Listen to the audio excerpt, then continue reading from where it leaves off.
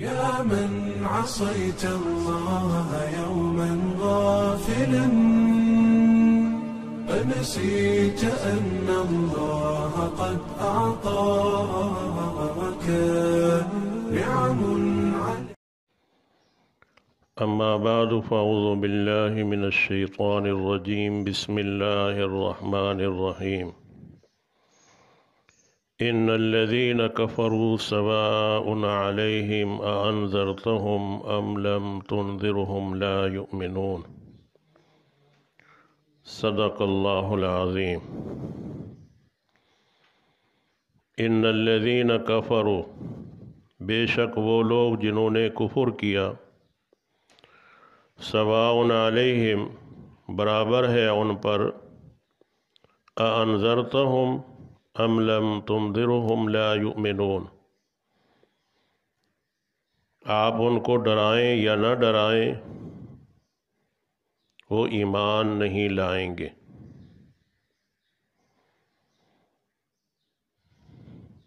اس آیت کریمہ کا گزشتہ آیات کے ساتھ ربط۔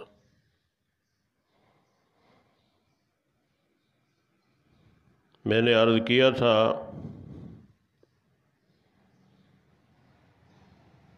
تین طبقات کا ذکر کیا گیا۔ پہلا طبقہ ایمان والوں کا تھا، جو قرآن کریم سے ہدایت پانے والے حضرات تھے۔ ان کے صفات اور ان کے نتائج کا اولئک هم المفلحون تک ذکر ہوا۔ اب یہاں سے تیسرے طبقے کا ذکر ہے، جن کو کفار کہتے ہیں۔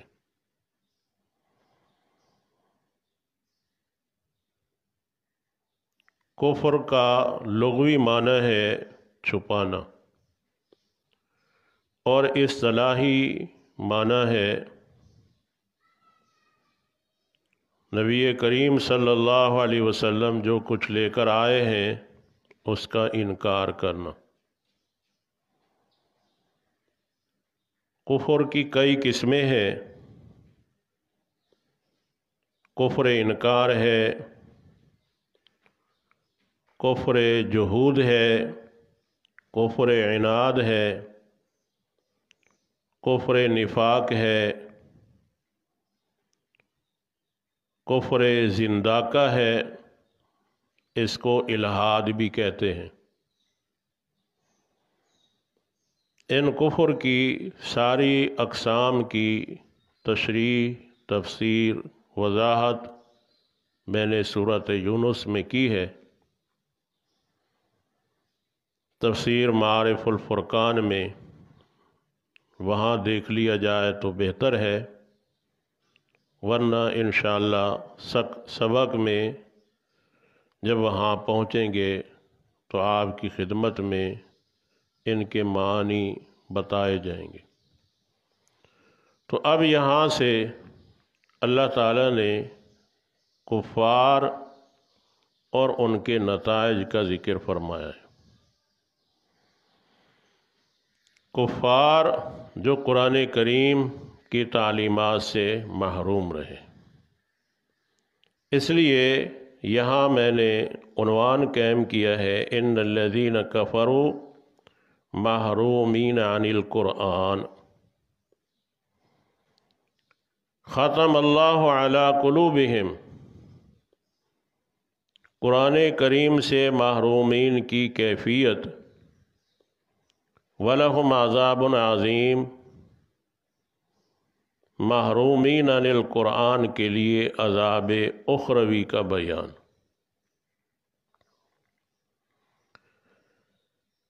ان الذین کفروا، بے شک وہ لوگ جنہوں نے کفر اختیار کیا، سواء علیہم، برابر ہے ان پر کہ آپ ان کو ڈرائیں یا نہ ڈرائیں، یہ لوگ ایمان نہیں لائیں گے۔ اب یہاں سوال ہوتا ہے کہ آپ ان کو ڈرائیں یا نہ ڈرائیں ایمان نہیں لائیں گے، تو پھر کیا ضرورت ہے ان کو دعوت دینے کی جب ایمان ہی نہیں لائیں گے؟ تو حضرات مفسرین اس کا یہ جواب دیتے ہیں، یہاں اللہ تعالیٰ نے سواء علیہم فرمایا ہے، سواء علیک نہیں فرمایا، کہ آپ کو دعوت دینے کا فائدہ نہیں ہوگا، آپ کو دعوت دینے کا فائدہ ہوگا، اللہ تعالیٰ اس پر آپ کو اجر و ثواب عطا فرمائیں گے۔ البتہ ان لوگوں کو کوئی فائدہ نہیں ہے۔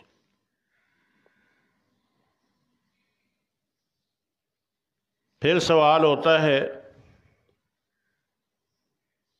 بہت سارے لوگ پہلے کافر تھے پھر ایمان لائے،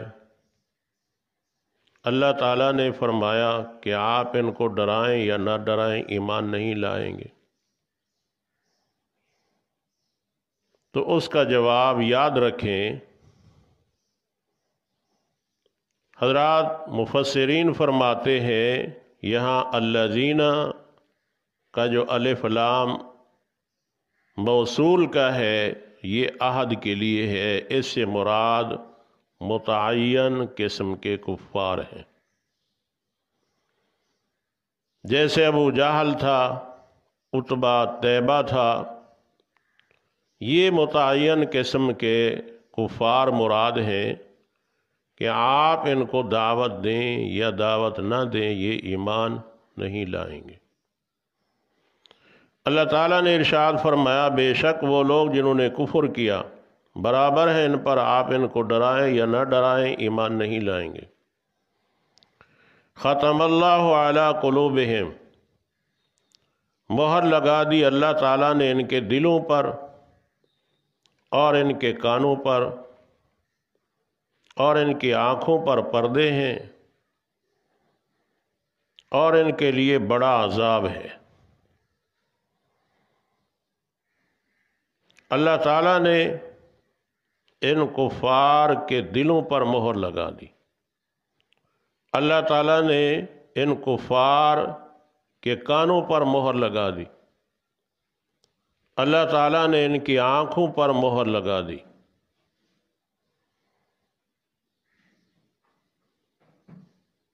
اب یہاں سوال ہوتا ہے، جب اللہ تعالیٰ نے خود ان پر مہر لگا دی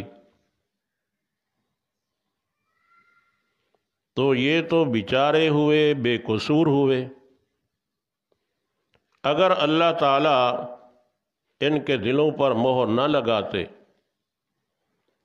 اللہ تعالیٰ ان کے کانوں پر اور ان کی آنکھوں پر پردے نہ رکھتے تو یہ لوگ ایمان لے آتے۔ تو اس سے تو ان کا بے قصور ہونا معلوم ہوتا ہے۔ جب وہ بے قصور ہوگے تو قیامت کے دن پھر اللہ تعالیٰ ان سے کیوں پوچھ گچھ کریں گے؟ تو اس کے کئی جواب حضرات مفسرین نے دیے ہیں، آپ ان جوابات میں سے ایک جواب یاد رکھیں، اس لیے کہ سبق کا دورانیہ بھی کم ہے، وقت بھی کم ہے کہ میں وہ سارے جوابات آپ کی خدمت میں عرض کروں۔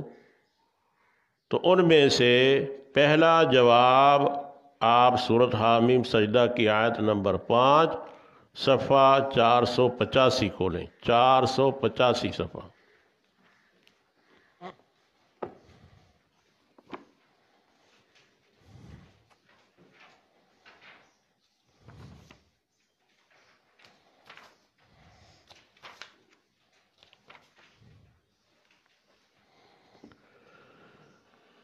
اعوذ باللہ من الشیطان الرجیم، بسم اللہ الرحمن الرحیم۔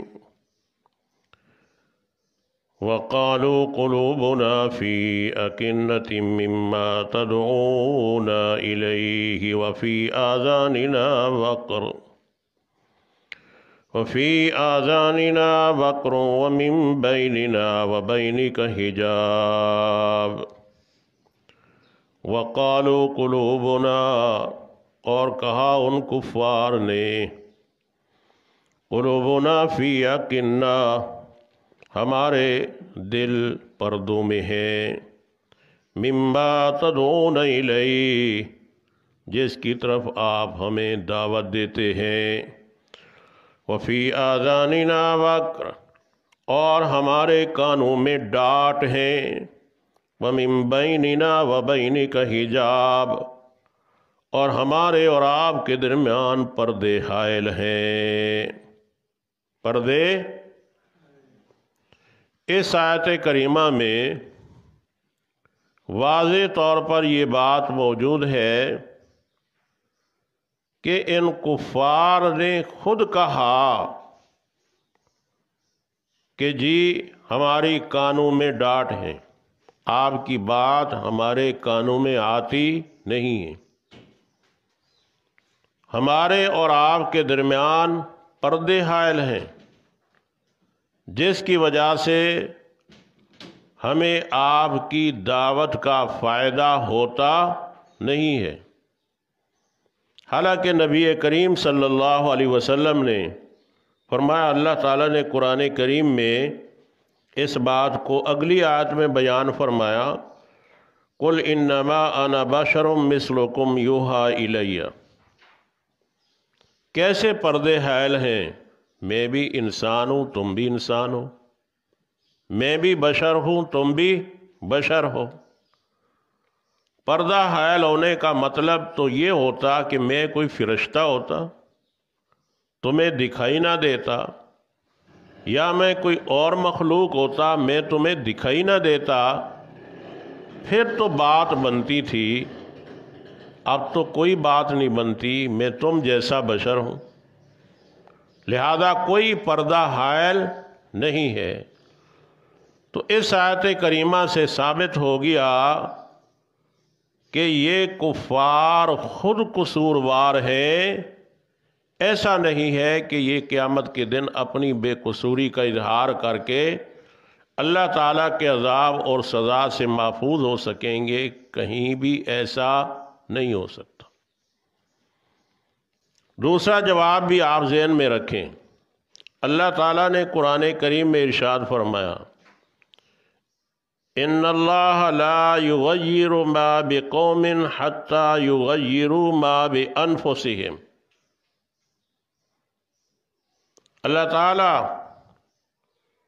ایک اجتماعی نظام کو بیان کرتے ہوئے ارشاد فرماتے ہیں کہ انسان جب تک اپنے آپ کو تبدیل نہیں کریں گے، اللہ تعالیٰ بھی تبدیل نہیں فرمائیں گے۔ ہر انسان کے اندر اللہ تعالیٰ نے تبدیلی کی صلاحیت رکھی ہے، استعداد اللہ تعالیٰ نے رکھی ہے۔ ایسا نہیں ہے کہ اللہ تعالیٰ نے انسان کو پتھر کی طرح بنا دیا ہے کہ جہاں پڑا ہے پڑا رہے، بلکہ اللہ تعالیٰ نے ہر انسان کے اندر اچھائی اور برائی کے قبول کرنے کی صلاحیت رکھی ہے۔ جب اللہ تعالیٰ نے صلاحیت رکھ دی ہے تو اب انسان کے اپنے اختیار کے اندر ہے کہ وہ اسلام کو قبول کرے تاکہ وہ نجات پا جائے، کفر سے برات کا اظہار کرے۔ تو یہ نہیں کہا جا سکتا کہ کفار بے قصور ہیں، اللہ نے ان کے دل دماغ پر، کانوں اور آنکھوں پر پردے لگا دیے ہیں، مہر لگا دی ہے، اس وجہ سے وہ اسلام قبول نہیں کر سکے۔ تیسرا جواب بھی ذہن میں رکھیں، حدیث پاک میں آتا ہے، جناب رسول اللہ صلی اللہ علیہ وسلم نے ارشاد فرمایا، ہر انسان کو فطرت اسلام پر پیدا کیا جاتا ہے، یعنی جو بچہ بھی پیدا ہوتا ہے، لڑکا ہو لڑکی ہو، وہ اسلام کی حالت میں پیدا ہوتے ہیں۔ پھر ماں باپ کا ماحول یا ماں باپ اس کو کفر کی طرف لے جاتے ہیں۔ جب آدمی بالغ ہوتا ہے، بالغ ہونے کے ساتھ ساتھ اس کو اختیارات حاصل ہیں، چاہے وہ اسلام اختیار کرے چاہے وہ کفر اختیار کرے۔ اس بندے نے اپنا اختیار استعمال کر کے اسلام کو قبول کیوں نہیں کیا؟ جب اس نے اسلام کو قبول نہیں کیا تو یہ خود قصوروار ہے، ایسا نہیں ہے کہ اللہ تعالیٰ نے اس پر مہر لگا دی تھی۔ تو یاد رکھو، جب انسان اپنی استعداد کو استعمال نہیں کرتا، اپنی صلاحیت کو استعمال نہیں کرتا، تو پھر اللہ تعالیٰ کی طرف سے مہر لگ جاتی ہے۔ بات آپ کی سمجھ میں آ گئی یا نہیں آئی؟ تو اللہ تعالیٰ نے ارشاد فرمایا، ختم اللہ علی قلوبہم، اللہ تعالیٰ نے مہر لگا دی ان کے دلوں پر اور ان کے کانوں پر اور ان کی آنکھوں پر پردے ہیں۔ یہاں ایک سوال یہ بھی ہوتا ہے کہ اللہ تعالیٰ نے قلوب کو جمع ذکر فرمایا ہے اور ابصار کو بھی جمع کا صیغہ ذکر فرمایا ہے، سمعن مفرد کا صیغہ استعمال کیا ہے، اس کی کیا وجہ ہے؟ تو اس کا جواب ایک تو یہ یاد رکھیں کہ دل بیک وقت کئی چیزوں کی طرف متوجہ ہو سکتا ہے، آنکھیں بیک وقت کئی چیزوں کو دیکھ سکتی ہیں، کان بیک وقت کئی باتوں کو نہیں سن سکتے۔ آپ حضرات جانتے ہیں جب بھی کوئی معاملہ الجھن والا پیش آتا ہے تو بات سننے والا کیا کہتا ہے؟ بھی بات ایک بندہ کرے گا، سارے بندے بات نہیں کریں گے، سارے بات کریں گے تو پھر بات سمجھ نہیں آئے گی، بات بننی پڑے گی۔ اس لیے کان کو اللہ تعالیٰ نے مفرد ذکر کیا ہے کہ سننے کا آلہ ایک ہے۔ دوسرا جواب یہ دیتے ہیں کہ سامعون مصدر ہے، مصدر کا اطلاق مفرد تثنیہ جمع سب پر ہوتا ہے، تو اس لیے یہاں مصدر کا صیغہ ذکر کیا گیا ہے۔ تو فرمایا ختم اللہ علی قلوبہم، اللہ تعالیٰ نے مہر لگا دی ان کے دلوں پر اور ان کے کانوں پر اور ان کی آنکھوں پر پردے ہیں، وَلَهُمْ عَذَابٌ عَظِيمٌ، اور ان کے لیے بڑا عذاب ہے۔ ایک آدمی نے مجھ سے کہا، آپ کا میں سبق روزانہ سنتا ہوں لیکن کچھ الفاظ آپ ایسے اردو کے مشکل بولتے ہیں وہ میری سمجھ میں نہیں آتے۔ اب جس طرح یہاں کہہ دیا کہ مصدر ہے، تثنیہ جمع پر اطلاق ہوتا ہے اس کا، تو یاد رکھیں ہماری بات دونوں ہوتی ہیں، عوامی بھی ہوتی ہے، علماء طلباء کے لیے بھی ہوتی ہے۔ اگر آدمی کوشش کرے تو بات سمجھ آ سکتی ہے۔ اس نے کہا جی آپ نے وہ ایک مولوی کا لکھا ہے مرد آباد، میں نے کہا مرد آباد؟ کہتا ہے ادھر لکھا ہوا ہے مولوی نعیم مرد آباد، مولوی نعیم۔ میں نے کہا بھائی آپ نے وہ سمجھا نہیں ہوگا لفظ لکھا ہوا کیا ہے۔ میں نے کہا وہاں ہوگا مولوی نعیم الدین مراد آبادی، مرد آباد نہیں لکھا ہوا۔ تو یہ لوگوں کی سمجھ اور صلاحیت ہے، اللہ تعالیٰ سمجھنے کی توفیق عطا فرمائے۔ تو ایسا لفظ کوئی استعمال نہیں ہوگا جس سے معنی اور مفہوم سمجھ میں نہ آ سکے، آدمی غور کرے تو بات سمجھ میں آ سکتی ہے۔ تو فرمایا اللہ تعالیٰ نے مہر لگا دی ان کے دلوں پر اور ان کی کانوں پر اور ان کی آنکھوں پر پردے ہیں اور ان کے لیے بڑا عذاب ہے۔ تو یاد رکھو آج بھی اگر کوئی مسلمان دین کی بات کو سنتا ہے اور اس پر عمل نہیں کرتا تو اس کے بھی دلوں پر مہر لگی ہوئی ہے، کانوں پر مہر لگی ہوئی ہے، آنکھوں پر مہر ہے، اس لیے کہ اس نے اپنی استعداد کو ضائع کر کے رکھا ہوا ہے، اپنی صلاحیت کو اس نے ضائع کر کے رکھا ہوا ہے۔ ہر انسان کے اندر اللہ تعالیٰ نے صلاحیت رکھی ہے۔ قرآن کریم میں دو لفظ استعمال ہوئے، ظلوماً جہولا، انسان سب سے بڑا ظالم اور جاہل ہے۔ حضرت امام شاہ ولی اللہ محدث دہلوی رحمۃ اللہ علیہ نے بڑی خوبصورت ان دو الفاظ کی تفسیر کی ہے۔ فرماتے ہیں انسان سب سے بڑا ظالم ہے، اس کا مطلب یہ ہے انسان کے اندر انصاف کرنے کی صلاحیت موجود ہے، استعداد موجود ہے، لیکن وہ انسان جب انصاف نہیں کرتا تو سب سے بڑا ظالم ہے۔ انسان کو اللہ نے سب سے بڑا جاہل کہا، یہ اس وقت ہے جب کہ اللہ نے اس کے اندر علم حاصل کرنے کی صلاحیت رکھی ہے، استعداد رکھی ہے، لیکن وہ اپنی استعداد کو ضائع کر کے علم حاصل نہیں کرتا تو اس لیے وہ سب سے بڑا جاہل ہے۔ اللہ تعالی ہماری صلاحیت کو اجاگر رکھے، تادم زندگی ہم علم حاصل کرنے والے بن کے رہیں۔ اور یاد رکھو صرف مدرسے سے فاضل بننے سے علم نہیں آتا، علم آگے پڑھنے پڑھانے سے، علم کو آپ جتنا بڑھاتے جائیں گے آپ کو اپنی جہالتیں نظر آئیں گی۔ ہمیں تو ابھی تک اپنی جہالتیں نظر آتی ہیں، جو نئی بات سامنے آتی ہے تو ہم کہتے ہیں اس کا بھی علم ہمیں نہیں تھا، اس کا بھی علم ہمیں نہیں تھا۔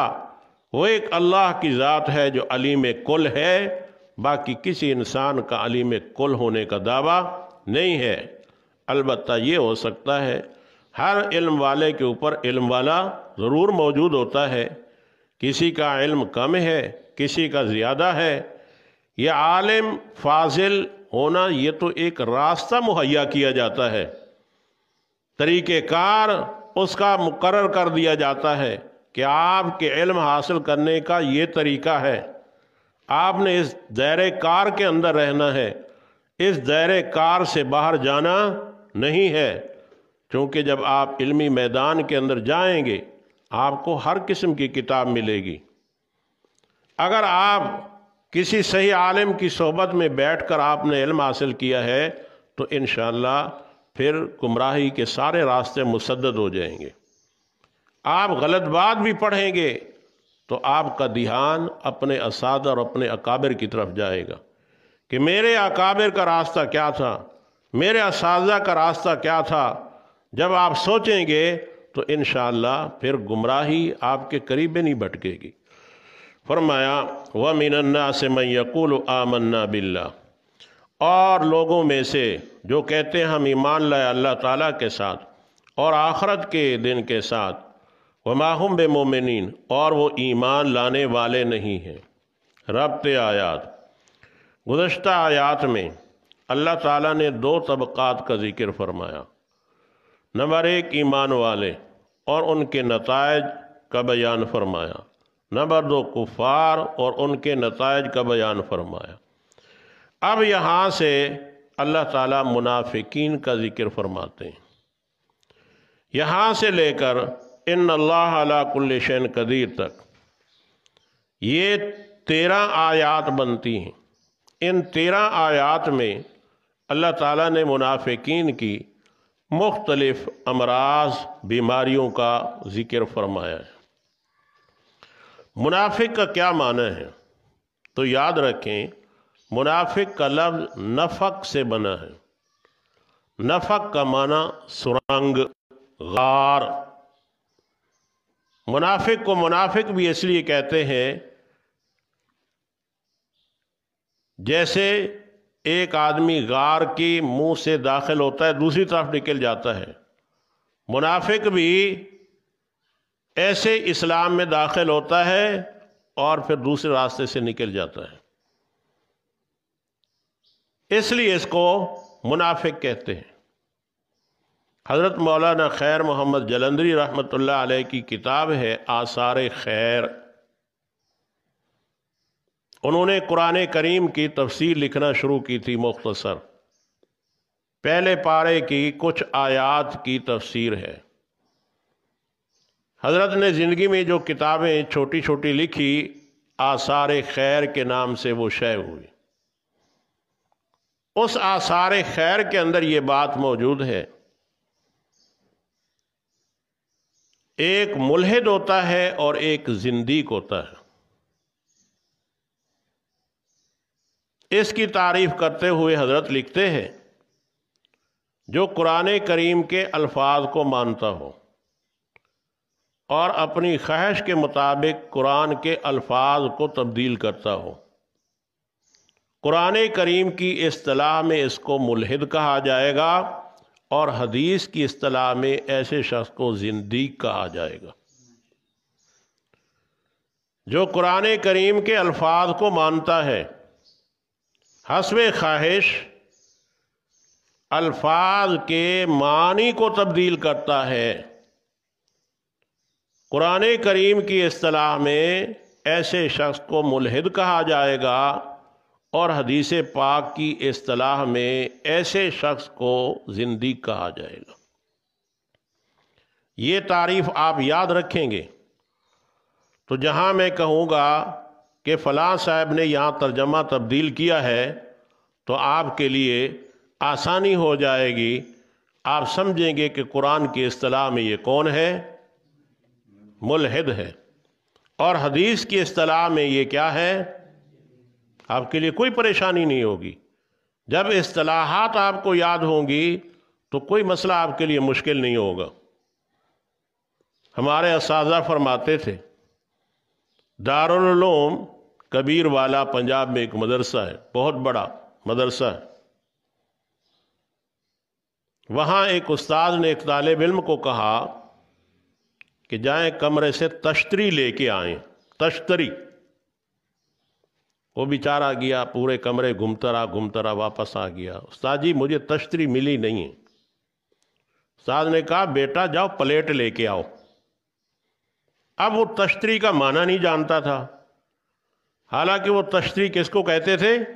پلیٹ کو کہتے تھے۔ تو جب پلیٹ کا بولا تو وہ پلیٹ اٹھا کے لے آیا۔ تو جب آپ کو اصطلاح معلوم ہوگی تو آپ کے لیے آسانی ہوگی، جہاں بھی جو قرآن کے الفاظ کو تبدیل کرے گا آپ اس کو آسانی سے کہہ سکیں گے کہ یہ ملحد ہے۔ حدیث کی اصطلاح میں آپ اس کو کیا کہیں گے؟ یہ زندیق ہے۔ منافق کی 4 قسمیں۔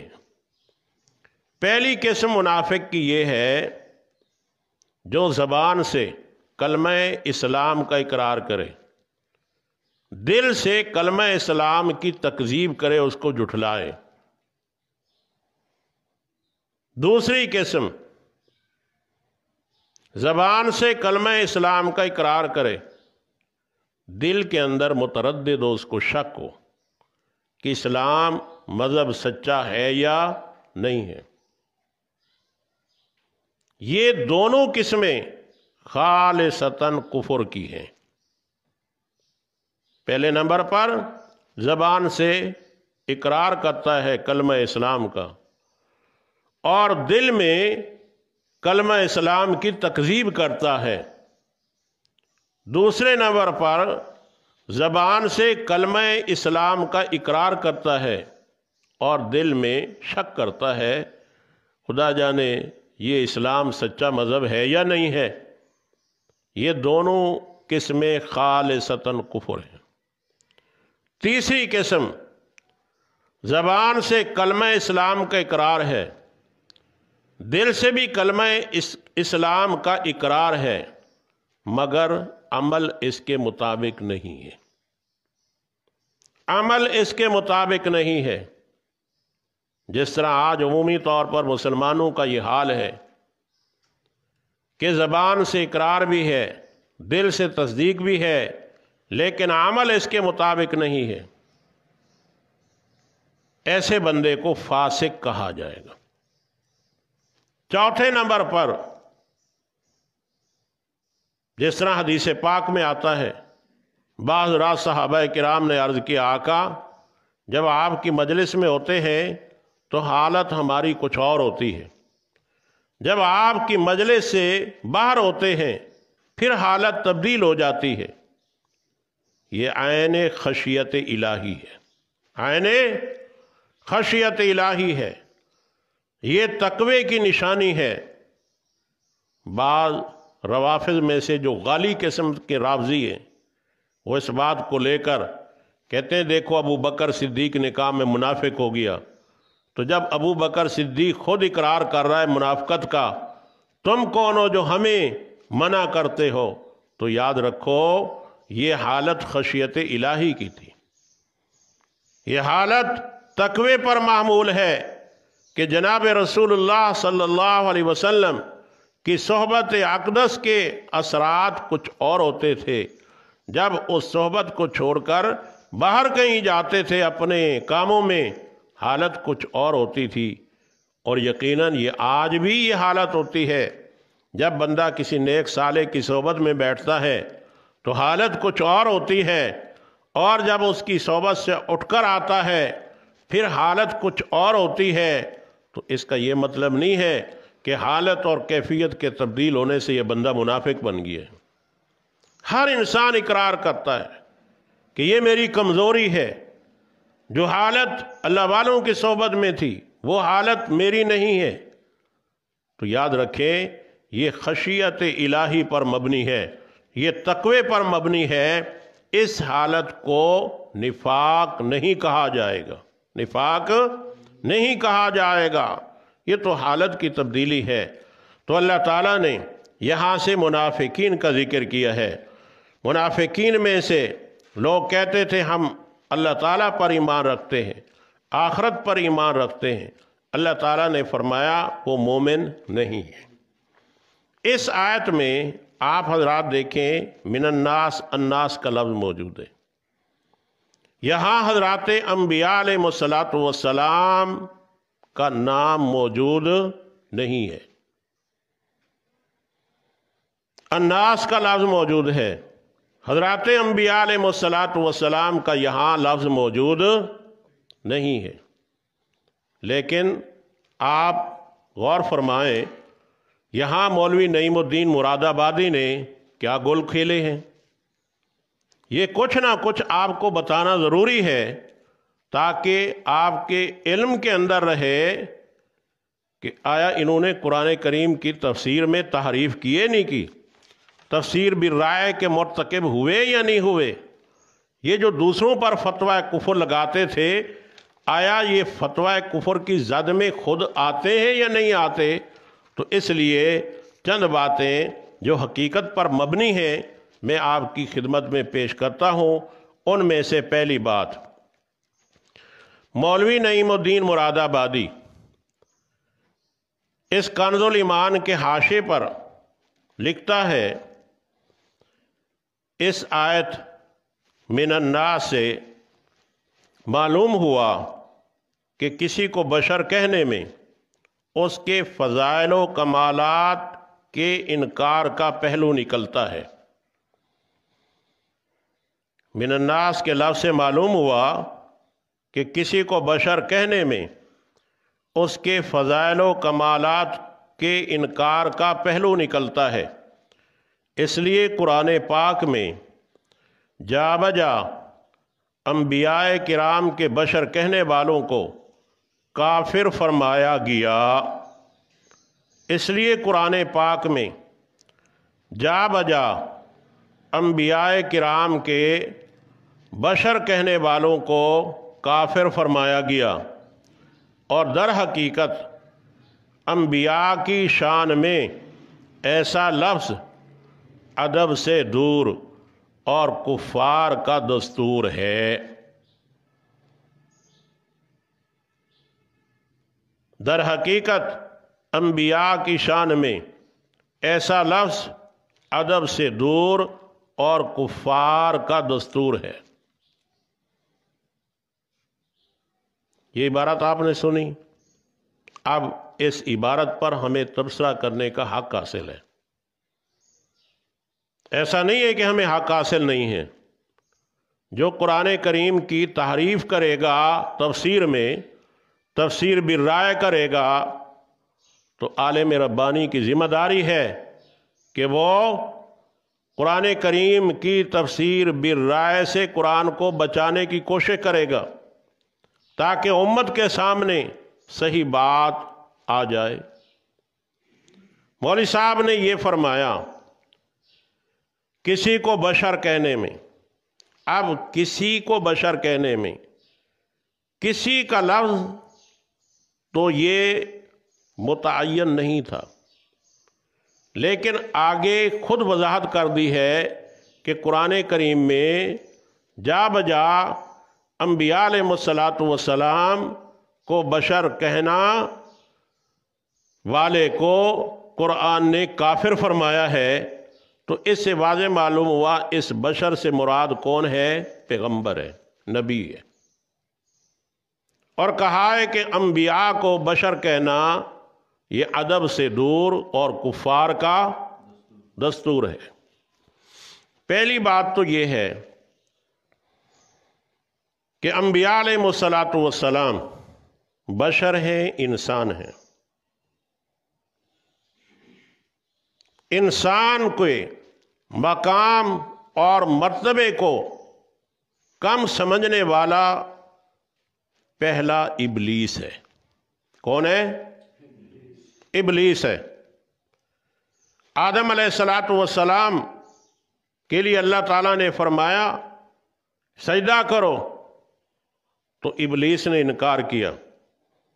جو فرشتے لوگ تھے، جو فرشتے تھے، فرشتوں نے سجدہ کیا، اس لیے کہ وہ انسان کا مقام سمجھتے تھے اور اللہ کے حکم کو پایا تکمیل پہنچانے میں اپنی کامیابی سمجھتے تھے۔ آج بھی جو حقیقت میں مسلمان ہیں وہ انبیاء علیہ السلام کی شان کو سمجھتے ہیں۔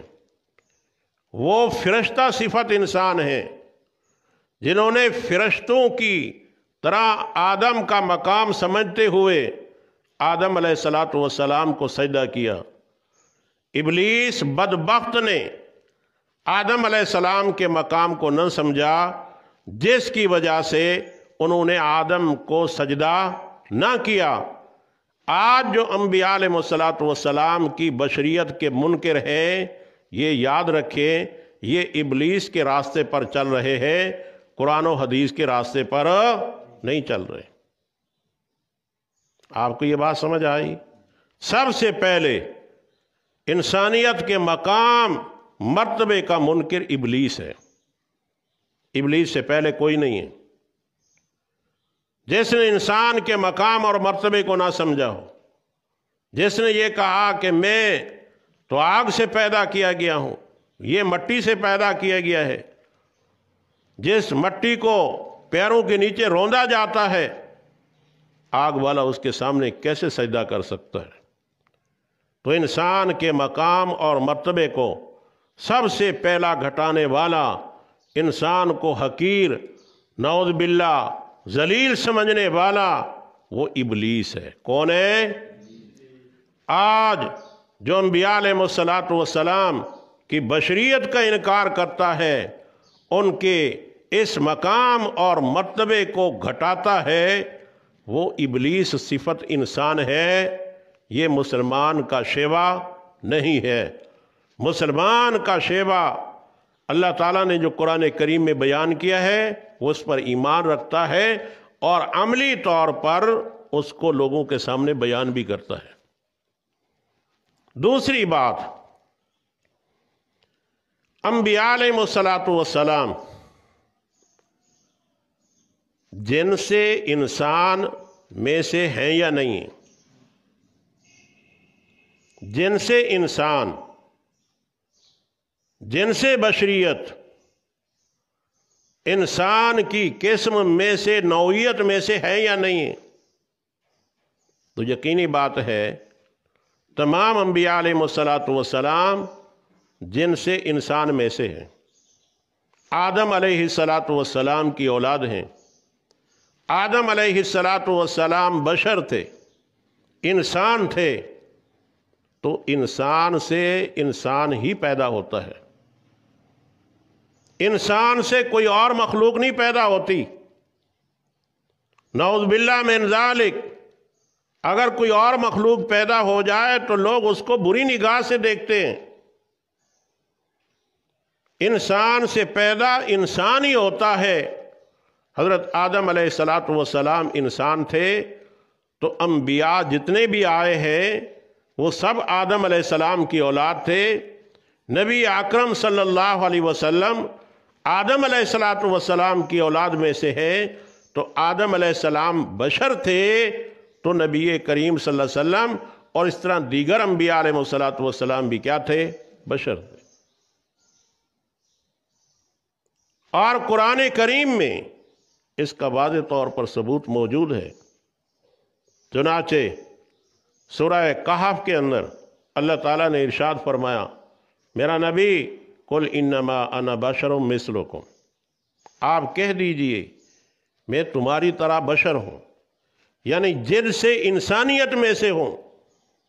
جس جنس سے تمہارا تعلق ہے میرا تعلق بھی اسی جنس سے ہے، کسی اور جنس سے میرا تعلق نہیں ہے۔ اور بخاری شریف کے اندر موجود ہے، مسلم شریف کے اندر موجود ہے، یہی بات نبی کریم صلی اللہ علیہ وسلم نے ارشاد فرمایا، انما انا بشر مثلکم، میں تمہاری طرح انسان ہوں، میں جنس انسانیت میں سے تعلق رکھتا ہوں۔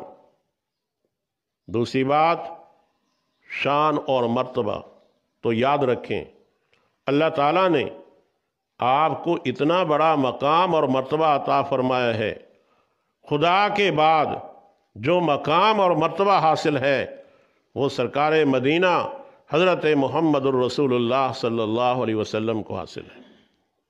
اس لیے کہتے ہیں بعد از خدا بزرگ قصہ مختصر، خدا کے بعد جو مقام اور مرتبہ حاصل ہے وہ نبی کریم صلی اللہ علیہ وسلم۔ انبیاء کی بشریت کا انکار پر کوئی آیت موجود نہیں ہے، کوئی قرآن کریم کی آیت موجود نہیں ہے کہ انبیاء حضور علیہ السلام خصوصاً جنس انسان میں سے نہیں تھے۔ اس پر قرآن کریم کی ایک آیت درکار ہے، ایک حدیث رسول اللہ صلی اللہ علیہ وسلم درکار ہے، اجماع امت اس پر پیش کیا جائے کہ جنس انسانیت میں سے نبی کریم صلی اللہ علیہ وسلم نہیں تھے، جنس انسان سے ہی حضور پاک صلی اللہ علیہ وسلم تعلق رکھتے تھے۔ باقی کمالات کا تو کوئی مسلمان انکار ہی نہیں کر سکتا، دل دماغ میں تصور ہی نہیں لا سکتا کہ نعوذ باللہ حضور پاک صلی اللہ علیہ وسلم کا مقام کم ہے، کوئی کم نہیں ہے۔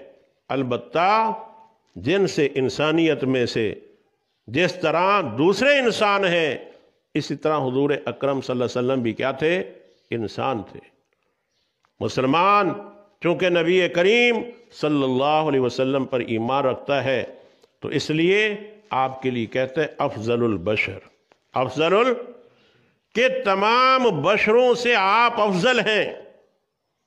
لیکن اس کا مطلب یہ نہیں ہے کہ آپ انسانیت کی جنس سے باہر ہیں، بلکہ آپ انسانیت کی جنس کے اندر کیا ہیں؟ داخل ہیں۔ جس طرح نوح علیہ السلام داخل، شعیب علیہ السلام داخل، یونس علیہ السلام داخل، ابراہیم علیہ السلام داخل، اسحاق و اسماعیل علیہ السلام داخل، جنس انسانیت میں، اسی طرح حضور پاک صلی اللہ علیہ وسلم بھی جنس انسانیت میں شامل ہیں۔ مولوی صاحب نے یہ فرمایا قرآن پاک میں جا بجا انبیاء کرام کے بشر کہنے والوں کو کافر فرمایا گیا۔ قرآن کریم کی ایک آیت اس پر نہیں ہے، یہ تو کہتے ہیں نا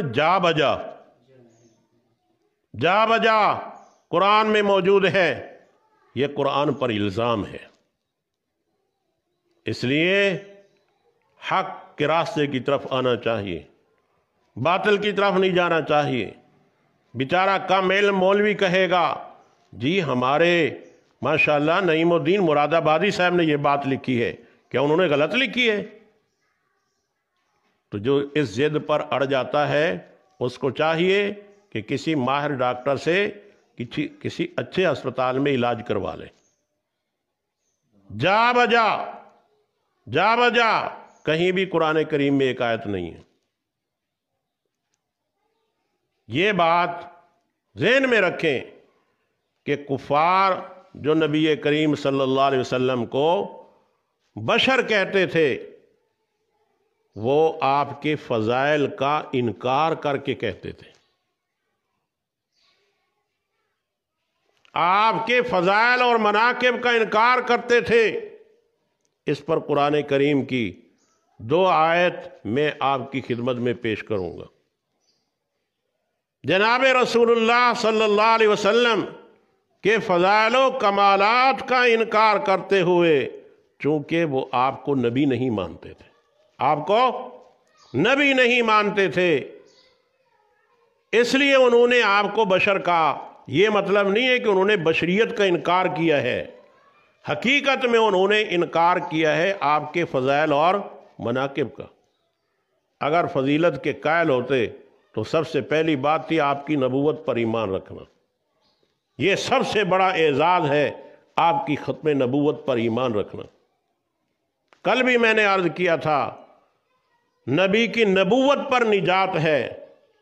جب سب نبیوں کی نبوت کا سلسلہ جاری ہوا، اختتام حضرت محمد الرسول اللہ صلی اللہ علیہ وسلم پر ہوا۔ اب نجات کو اللہ تعالیٰ نے حضور اکرم صلی اللہ علیہ وسلم کی نبوت پر ایمان رکھنے میں نجات رکھی ہے، کسی اور راستے میں نجات نہیں ہے۔ آپ سب سے پہلے سورہ صاد کھولے، آیت نمبر 8، صفحہ 462۔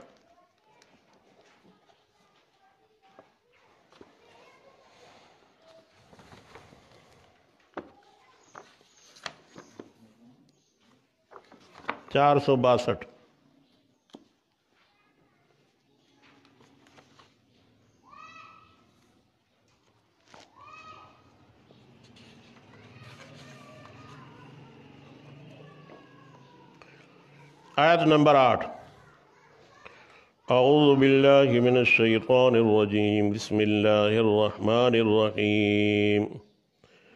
اَأُنزِلَ عَلَيْهِ الذِّكْرُ مِن بَيْنِنَا اَأُنزِلَ عَلَيْهِ الذِّكْرُ مِن بَيْنِنَا۔ ذکر سے مراد قرآن کریم ہے۔ کیا اتارا گیا ہے اس پر قرآن ہمارے درمیان؟ ہم بشر تو یہ بھی کون؟ بشر۔ اس بشر پر قرآن اتارا گیا ہے تو ہم پر کیوں نہیں اتارا گیا؟ یہ کس چیز کا انکار کیا انہوں نے؟ حضور اکرم صلی اللہ علیہ وسلم کی فضیلت کا، آپ کے کمال کا انہوں نے انکار کیا۔ اَأُنزِلَ عَلَيْهِ الذِّكْرُ مِن بَيْنِنَا، کیا اتارا گیا ہے اس پر قرآن؟ من بیننا، ہمارے درمیان، ہم بھی بشر یہ بھی بشر، اس کو یہ فضیلت کیسے حاصل ہو گئی؟ ہم مالدار یہ غریب، اس کو یہ کیسے فضیلت حاصل ہو گئی؟ تو کفار نے نبی اکرم صلی اللہ علیہ وسلم کو بشر کہا ہے آپ کی فضیلت کا انکار کرتے ہوئے۔ کس کا؟ فضیلت کا انکار کرتے ہوئے کہ یہ فضیلت اس کو ملی، ہمیں کیوں نہیں ملی؟ جی طائف کے سردار پر قرآن کیوں نہیں نازل ہوا؟ مکے کے سردار پر قرآن کیوں نہیں نازل ہوا؟ ان پر نازل ہونا چاہیے تھا، ہمارے اوپر کیوں نہیں نازل ہوا؟ اس پر نازل ہو گیا ہے۔ تو آپ کی فضیلت کا، آپ کے کمالات کا انکار کرتے ہوئے مشرکین نے جناب رسول اللہ صلی اللہ علیہ وسلم کو کیا کہا؟ بشر کہا۔ دلیل نمبر 2، سورہ قمر کی آیت نمبر 25، صفحہ 537۔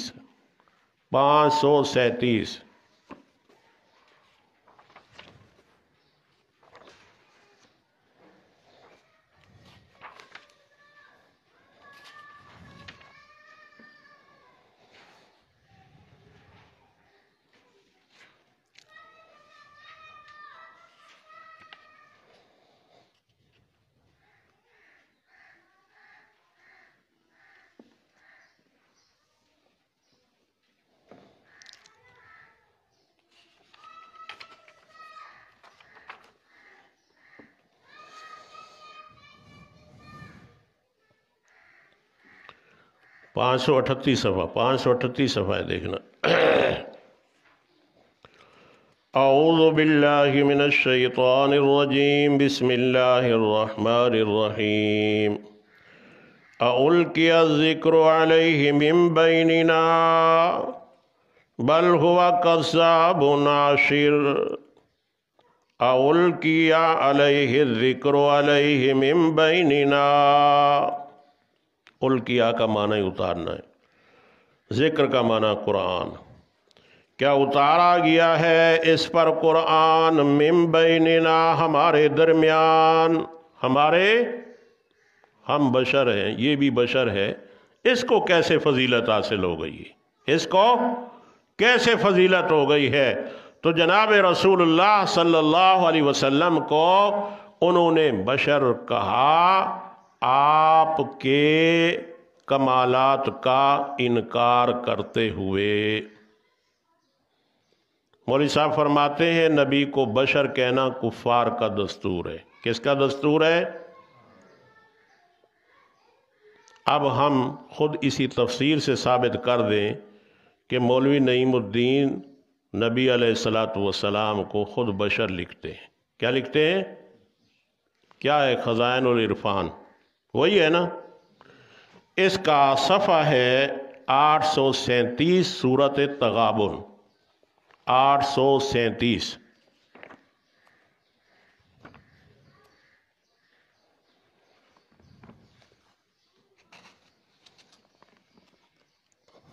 سورۃ تغابن آپ کھولیں نا، یہ آیت میں آپ کو بتاتا ہوں۔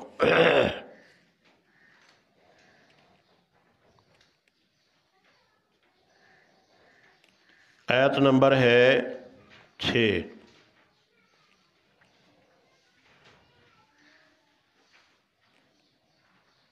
آیت نمبر 6۔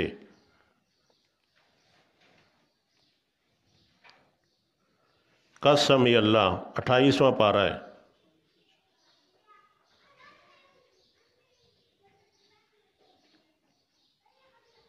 مل گیا؟ ذَلِكَ بِأَنَّهُ كَانَتْ تَأْتِيهِمْ رُسُلُهُمْ بِالْبَيِّنَاتِ، اسی کا ترجمہ پڑھ رہا ہوں۔ یہ اس لیے کہ ان کے پاس ان کے رسول روشن دلیلیں لاتے۔ فَقَالُوا أَبَشَرٌ يَهْدُونَنَا، تو بولے کیا آدمی ہمیں راہ بتائیں گے؟ فَكَفَرُوا، تو کافر ہوئے۔ ابشر کا معنی مولوی صاحب نے آدمی کیا۔ اب اس کے حاشا نمبر میں کیا لکھتا ہے؟ 11 میں، انہوں نے بشر کے رسول ہونے کا انکار کیا، اور یہ کمال بے عقلی و نافہمی ہے۔ پھر بشر کا رسول ہونا تو نہ مانا، اور پتھر کا خدا ہونا تسلیم کر لیا۔ رسول کو بشر نہ مانا اور پتھر کو کیا تسلیم کر لیا؟ تو کیا معلوم ہوا؟ رسول کون ہوتا ہے؟ بشر ہوتا ہے۔ مولوی نعیم الدین صاحب کہتے ہیں یہ ادب سے دور اور کفار کا، تو صاحب کیا ہوئے؟ جی صاحب کیا ہوئے؟ خود ہی ہوئے۔ پھر عبارت پڑھتا ہوں، اس میں نہ ایک لفظ آگے نہ پیچھے۔ فائدہ نمبر 11، ابشرن کے تحت یہ حاشا ہے، یعنی انہوں نے بشر کے رسول ہونے کا انکار کیا۔ انہوں نے یعنی کفار مکہ نے بشر کے رسول ہونے کا انکار کیا، اور یہ کمال بے عقلی و نافہمی ہے۔ پھر بشر کا رسول ہونا تو نہ مانا، اور پتھر کا خدا ہونا تسلیم کر لیا۔ پتھر کا خدا ہونا۔ آگے حاشا نمبر 12 میں لکھتا ہے، بس اتنے الفاظ ہیں، رسولوں کا انکار کر کے فَكَفَرُوا کافر ہوئے، رسولوں کا انکار کر کے بشر کا رسول ہونا تسلیم نہ کیا۔ تو جو بشر کو رسول تسلیم نہ کرے وہ کون ہے؟ کافر ہے۔ یہ مولوی نعیم الدین مراد آبادی صاحب کا ارشاد ہے، کہتے ہیں نا جھوٹے کو بات اپنی یاد رہتی، وہ ہر جھوٹ میں نیا پینترا تبدیل کرتا ہے۔ یہ نہیں سمجھتا کہ ماشاءاللہ پہلے میں کیا کہہ چکا ہوں، اب آگے کیا کہہ چکا ہوں۔ پہلے پارے میں لکھا ہے کہ نبی کو بشر کہنا کفار کا دستور ہے، اور یہاں لکھ دیا کہ جو بشر کو رسول نہ مانے وہ کافر ہے۔ وہ کون ہے؟ کافر ہے۔ مشرکین مکہ نے خدا کو تو پتھر کو تو خدا مان لیا، لیکن بشر کو رسول تسلیم نہ کیا۔ دوسرے نمبر پر اسی مولوی صاحب کی کتاب ہے کتاب العقائد، یہاں لائبریری میں موجود ہے، اس کے صفحہ 7 پر موجود ہے، کہتا ہے نبی بشر ہوتا ہے۔ نبی بہار شریعت کے اندر مولوی امجد علی خان لکھتا ہے نبی بشر ہوتا ہے۔ یہ جال حق کا مصنف، جال حق وضحق الباطل ان الباطل کان زہوقا، مفتی احمد یار خان صاحب یہ کیا فرماتے ہیں؟ اللہ اکبر۔ اس کا صفحہ 158 ہے، 158۔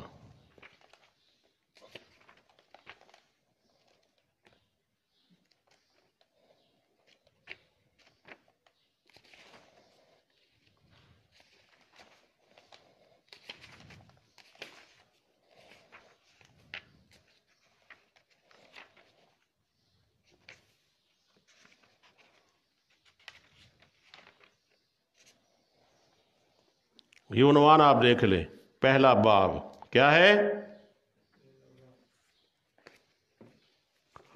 فرماتے ہیں اس بیان میں کہ نبی علیہ السلام کو بشر یا بھائی وغیرہ کہنا حرام ہے۔ آگے لکھتے ہیں نبی جن سے بشر میں سے آتے ہیں اور انسان ہی ہوتے ہیں۔ نبی جن سے بشر میں آتے ہیں اور انسان ہوتے ہیں۔ انسان تو مولوی نعیم الدین کے بقول یہ صاحب بھی پھر کیا ہو گئے؟ کھاتے لگے یا نہ لگے؟ جی چلو، یہ کون ہے؟ سرکار پیر میر علی شاہ صاحب، فتاوی میریہ۔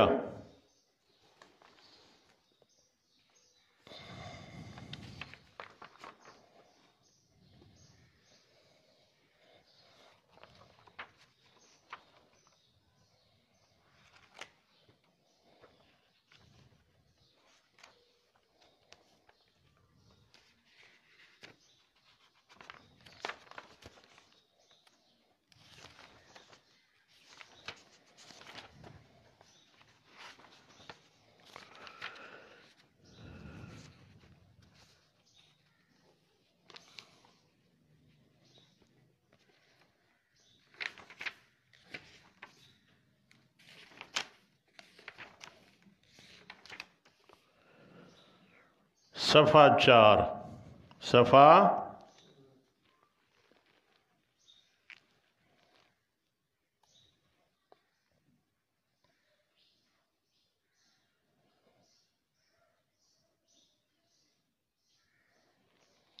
پیر صاحب فرماتے ہیں کسی نے سوال کیا ہے، سوال کے جواب میں کہتے ہیں مخدومہ، ایک تو ہوتا ہے نا مخدوم، آگے الف بھی بڑھا دیے، کبھی کسی کے پیار کے لیے عثمانہ، جی مخدومہ، اس میں شک نہیں کہ اہل ایمان کے لیے ذکر آن حضرت صلی اللہ علیہ وسلم بطریق تکریم و تعظیم واجب اور ضروری ہے۔ اب دیکھنا یہ ہے کہ لفظ بشر کے معنی میں بحسب لغت عربیہ عظمت و کمال پایا جاتا ہے یا حقارت؟ لغت کے اعتبار سے بشر کے لفظ میں عظمت اور کمال پایا جاتا ہے یا نہیں، یا حقارت؟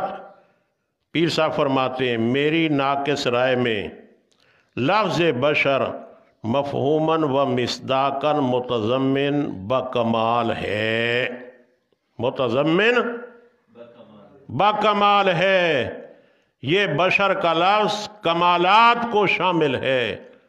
تو آگے لکھتے ہیں اس لیے نبی کو بشر کہنا ٹھیک ہے۔ نبی کو تو مولوی نعیم الدین کے بقول نہ خود بچے نہ خاندان کو بچایا اس نے، نہ خود بچے خاندان کو نہ اس نے بچایا۔ یا یوں کہو جنہوں نے بشر تسلیم کیا ہے تو ان کا معاملہ تو کچھ نہ کچھ ٹھیک ہوگا، لیکن اس بیچارے کو، وہ ایک گویہ تھا، وہ کہتا میں نہ جانوں کون ہے، لفظ آپ ہی جانو باقی، جی میں نہ جانوں کون ہے وہ۔ اس بیچارے کو یہ ابھی تک پتہ نہ چل سکا کہ بشر ہے یا تو کہیں بشر کا انکاری ہے اور کہیں بشر کا تصدیقی ہے۔ اور سادہ لو مسلمان اس قرآن مجید کو پڑھیں گے تو وہ کہیں گے کہ نبی کو بشر کہنا تو کفر ہے، کافروں کا دستور ہے۔ امت کو کتنا بڑا دھوکے میں مبتلا کیا۔ یاد رکھو میرے اکابر کا یہ طریقہ نہیں، میرے اکابر خود بھی بچتے رہے، پوری امت کی فکر میں ہیں اور رہیں گے کہ امت کا ایمان بچ جائے، کہیں ایسا نہ ہو کہ ایمان میں مغالطہ ہو جائے۔ اور یہ مغالطہ دیتے ہیں اور ان کی عوام بھی کہتی ہے سبحان اللہ۔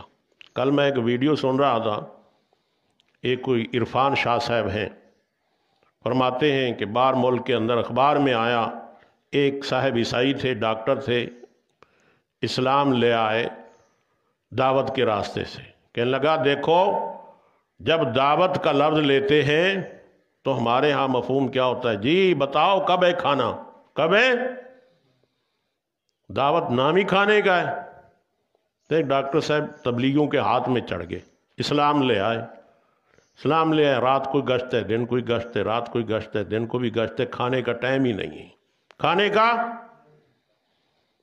ایک ہمارے نے دیکھا، ارے کیا ہو گیا؟ اس نے کہا یار اسلام لے آئے ہوں، دن کو بھی دعوت، رات کو بھی دعوت، دن کو بھی تبلیغ، رات کو بھی تبلیغ، فرصت ہی نہیں۔ اس نے بولا ارے ہمارے پاس آ، ادھر کیا ہے؟ دو بانسوں کے درمیان بالٹا رکھا ہوا ہے سالن کا، ڈاکٹر کو کھلائیں، ڈاکٹر اور کھائیے، ڈاکٹر کہتا ہے ہدیہ کیا ہو؟ ارے ہدیے کو چھوڑو اور کھاؤ، یہ 11ویں کا مال ہے۔ سب کہتے ہیں نعرہ، بس گیا پھر۔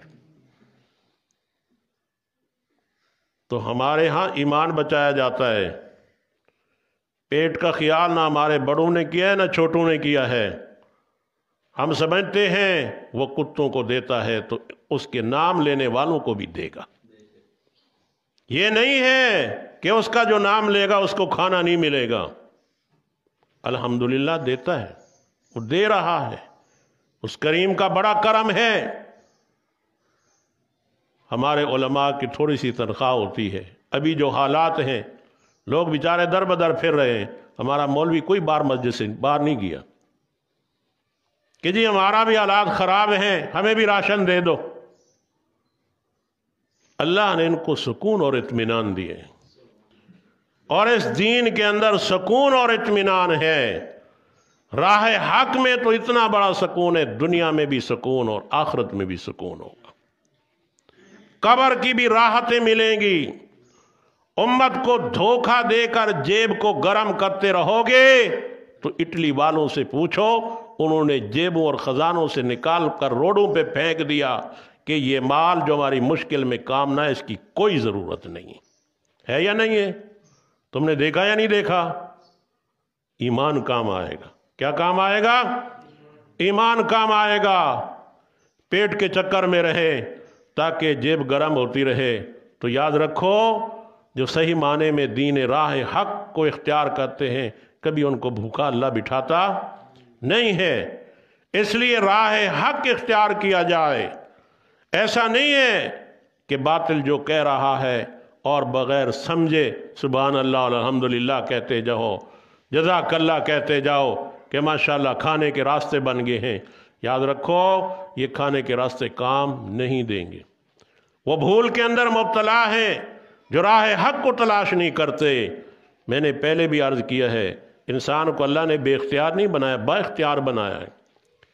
استعداد رکھی ہے، صلاحیت رکھی ہے، یہ اپنی صلاحیت استعداد کو صحیح جگہ پر لگائے، پھر دیکھو اس کا کیا مزہ ہے۔ جب اس کو غلط راستے پر لگائیں گے پھر ناکامی۔ میرے استاد تھے جن سے میں نے قرآن مجید پڑھا، ناظرہ، بریلوی مسلک سے تعلق رکھتے تھے، بڑے کڑے قسم کے بریلوی تھے بہت ہی۔ میں جب دورہ تفسیر کر کے آیا حضرت مولانا سرفراز خان صاحب سے تو ان سے کچھ باتیں میری ہو جاتی تھی، وہ مجھے کہتے تھے بھائی یہ قرآن کی بات نہیں کیا کرو، کسی اللہ والے کا واقعہ سنایا کرو، کسی اللہ والے کا واقعہ سنایا کرو، قرآن کی بات نہیں کیا کرو۔ ارے ظالم تو خود قرآن کا حافظ ہے، جس کو دماغ میں تو نے جگہ دی ہوئی ہے، کہتا ہے اس کی بات نہیں سناؤ، اللہ والوں کے واقعات سناؤ۔ کس سے اور کہانیوں پر ان کا گزارا ہے، ان کا گزارا اللہ کے قرآن پر نہیں ہے۔ کیا منہ دکھائیں گے قیامت کے دن اللہ کے نبی صلی اللہ علیہ وسلم کو؟ اللہ تعالیٰ نے پوچھ لیا تمہیں میں نے علم عطا کیا تھا، قرآن کا علم دیا تھا، اس لیے دیا تھا کہ اس قرآن کو غلط استعمال کر کے لوگوں کو گمراہ کرتے پھرو؟ کوئی جواب نہیں ہوگا۔ تو آپ یاد رکھیں، مولوی نعیم الدین مراد آبادی نے جو ارشاد فرمایا یہ کفار کا دستور ہے، سورہ تغابن میں اس پر خود قائم اور دائم نہیں رہ سکے۔ انہوں نے حق لکھ دیا ہے، اللہ تعالیٰ نے ان کی زبان اور قلم سے حق کو نکلوا دیا اور لکھوا دیا۔ اللہ تعالیٰ اس عقیدے پر قائم اور دائم رکھے۔ پھر موٹی سی بات یاد رکھنا، نبی کو حقیر سمجھنا بشریت کی وجہ سے یہ ابلیس کا کام ہے، اس کو اعلیٰ اور افضل سمجھنا فرشتوں کا کام ہے۔ اللہ تعالیٰ نے جن سے انسانیت میں سے اللہ تعالیٰ نے نبی بھیجے، اس پر ایمان رکھنا ضروری ہے۔ نبی کی شان خدا کے بعد سب سے اعلیٰ برتر ہے۔ نبی کو بشر کہنے میں، جیسا پیر میر علی شاہ صاحب نے فرمایا، جب لغت کے اعتبار سے معنی میں غور و فکر کرتے ہیں تو یہ لفظ کمال والا ہے، بے کمال نہیں ہے۔ تو یاد رکھو جو نبی کو بشر مانے گا قرآن کی تعلیم کے متعلق، وہ دنیا میں بھی کمال والا، قبر میں بھی کمال والا، آخرت میں بھی کمال والا ہوگا۔ یقینی بات ہے جو کمال والے کی پیروی کرے گا وہ بھی کیا بنے گا؟ کمال والا ہوگا۔ ایسا نہیں ہوگا کمال والے پر ایمان رکھتا ہو اور اس کے نتائج برے آئیں، ایسا ہو سکتا نہیں ہے۔ فرمایا وَمِنَ النَّاسِ، لوگوں میں سے جو کہتے ہیں ہم ایمان لائے اللہ تعالیٰ کے ساتھ اور آخرت کے دن پر، وَمَا هُمْ بِمُؤْمِنِينَ، اور وہ ایمان لانے والے نہیں۔ یہ منافقین کی پہلی بیماری کا ذکر تھا، امراض منافقین۔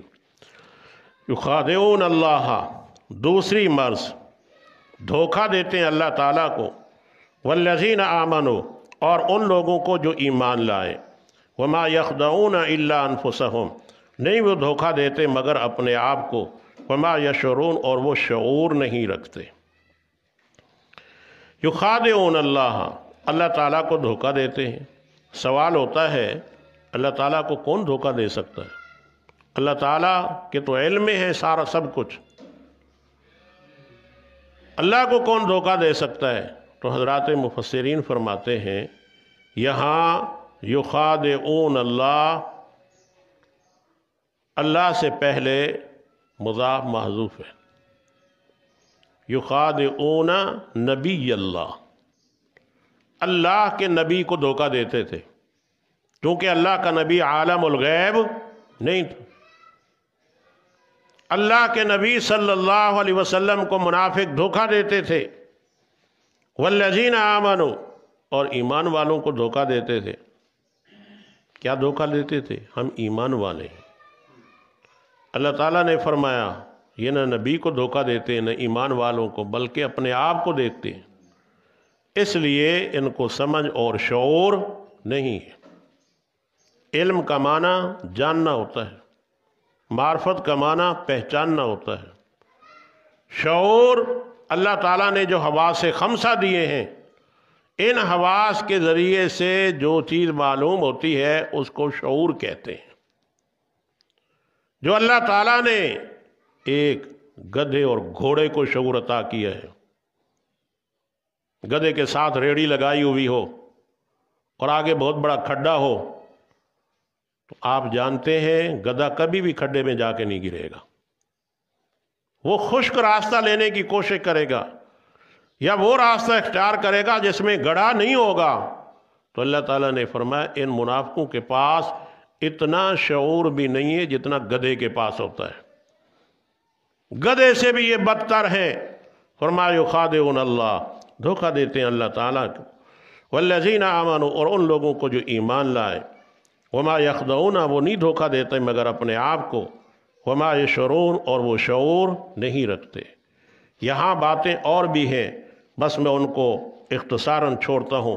فی قلوبہم مرض، تیسرا مرض منافقین کا، ان کے دلوں میں بیماری ہے۔ فزادہم اللہ مرضا، اللہ تعالیٰ نے ان کی بیماری کو بڑھا دیا۔ وَلَهُمْ عَذَابٌ عَلِيمٌ، اور ان کے لیے دردناک عذاب ہے، بِمَا كَانُوا يَكْذِبُونَ، اس لیے کہ جھوٹ بولتے تھے۔ تیسرا مرض منافقین کے اندر یہ ہے کہ یہ بیچارے ظاہری طور پر ایمان لائے تھے، زبان سے اقرار، دل میں تکذیب، ظاہری طور پر اسلام لے آئے۔ اللہ کے نبی نے فرمایا جہاد کے لیے نکلو۔ کس کے لیے نکلو؟ اب کیا ہے، تکلیف اور بڑھنا شروع ہو گئی۔ اللہ تعالیٰ نے فرمایا ان منافقین کے لیے اب تکلیف دہ عذاب ہے۔ حضرت شاہ عبدالعزیز محدث دہلوی رحمۃ اللہ علیہ فرماتے ہیں کفار کے لیے اللہ تعالیٰ نے عذاب علیم کا ذکر فرمایا، منافقین کے لیے اللہ تعالیٰ نے عذاب علیم کا ذکر فرمایا، وہاں عظیم فرمایا، ان کے لیے علیم فرمایا۔ حضرت فرماتے ہیں ان کے لیے عظیم اس لیے ہے کہ انہوں نے سرے سے استعداد اور صلاحیت کو استعمال ہی نہیں کیا، کلمہ اسلام قبول ہی نہیں کیا۔ ان بدبختوں نے صلاحیت کو استعمال کرتے ہوئے کلمہ اسلام قبول کیا، گویا کہ اسلام کا مزہ انہوں نے چکھ لیا، پھر انہوں نے اسلام کو چھوڑا، اس وجہ سے ان کے لیے دردناک عذاب ہوگا۔ یقینی بات ہے جس انسان کو جس چیز کے ذائقے کا پتہ ہو، جب وہ چیز اس کو چھڑا دی جائے تو اس کو تکلیف ہوتی ہے۔ ایک آدمی ماشاءاللہ ہر موسم میں آم کھاتا تھا، آم میں یقینی بات ہے کہ اللہ نے لذت رکھی ہے، اب اس کو سامنے آم کا ٹوکرا بھی پڑا ہو اور ٹھنڈے کر کے بھی رکھے ہوں، اس کو روک کے رکھو، تکلیف اس کو ہوگی یا نہیں ہوگی؟ اس لیے ہوگی کہ اس نے لذت آم کی لی ہوئی ہے، وہ بیچارہ کوشش کرے گا کہ میں یہ آم کھاؤں۔ اللہ تعالیٰ ان کو دردناک عذاب اس لیے دے گا کہ انہوں نے اسلام کا مزہ اور ذائقہ چکھا تھا، پھر انہوں نے اپنی صلاحیت کو ضائع کیا، اسلام کو چھوڑا، اس لیے ان کے لیے دردناک عذاب ہوگا۔ یہاں بھی کئی باتیں ہیں، بس اختصاراً چھوڑتا ہوں۔ وَإِذَا قِيلَ لَهُمْ لَا تُفْسِدُوا فِي الْأَرْضِ، اور جب کہا جاتا ہے ان کے لیے لا تفسدوا، مت فساد مچاؤ، مرض نمبر 4، فی الارض، زمین کے اندر۔ یہ فساد ہے، بظاہر کہنا کہ ہم مسلمان ہیں، حقیقت میں مسلمان نہیں تھے، اپنے ہم نوا اور لوگوں کو بھی بنانا چاہتے تھے۔ اللہ نے فرمایا یہ فساد ہے، جبکہ یہ خود یہ کہتے تھے جی ہم تو مومن ہیں، ہم تو اصلاح کرنے والے ہیں۔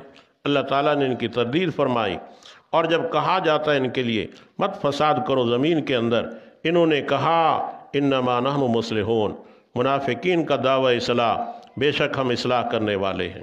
الا انہم، منافقین کے دعوی اصلاح کا رد بلیغ۔ اللہ نے فرمایا آگاہ رہو، بے شک یہ فساد کرنے والے ہیں، ولیکن لا یشعرون، منافقین کی جہالت شعوری، لیکن یہ بات کو سمجھتے نہیں ہیں۔ وَإِذَا قِيلَ لَهُمْ، منافقین کے لیے ترغیب ایمان، اور جب کہا جاتا ہے ان کے لیے ایمان لاؤ، کما امن الناس، نمونہ ایمان جیسے لوگ ایمان لائے، قالوا انؤمن، جواب منافقین، ان منافقوں نے کہا کیا ہم ایمان لائیں جیسے ایمان لائے بے وقوف، الا انہم هم السفہاء، تردید منافقین، خبردار بے شک یہی لوگ بے وقوف ہیں، ولکن لا یعلمون، منافقین کی جہالت علمی، لیکن یہ علم نہیں رکھتے۔ یہاں اللہ تعالیٰ نے منافقین کو کہا لا یعلمون، نہیں علم رکھتے۔ یاد رکھو علم عقل والوں کی صفت ہوتی ہے، جس کے اندر عقل ہوگا وہ صاحب علم ہوگا، جس کے اندر عقل نہیں ہوگا وہ گاما ہوگا۔ کیا ہوگا؟ اللہ نے منافقین کو یہاں گاما کہا ہے، یہ بے عقل بے علم لوگ ہیں۔ اللہ تعالیٰ نے معیار ایمان، نمونہ ایمان، تمام مفسرین فرماتے ہیں یہاں الناس سے مراد حضرات صحابہ کرام رضوان اللہ تعالی علیہم اجمعین۔ صحابہ کے ایمان کو اللہ تعالیٰ نے معیار بنایا، لیکن یہ کفار حضرات صحابہ کرام کو نعوذ باللہ من ذالک بے وقوف سمجھتے تھے۔ جس طرح آج کے دور کے اندر علماء کو، یہ بیچارے جو استنجا بھی نہیں کرتے، یہ علماء کو بے وقوف سمجھتے ہیں، علماء کی باتوں کو پرانی باتیں سمجھتے ہیں کہ آج کے اس دور کے قابل نہیں ہے۔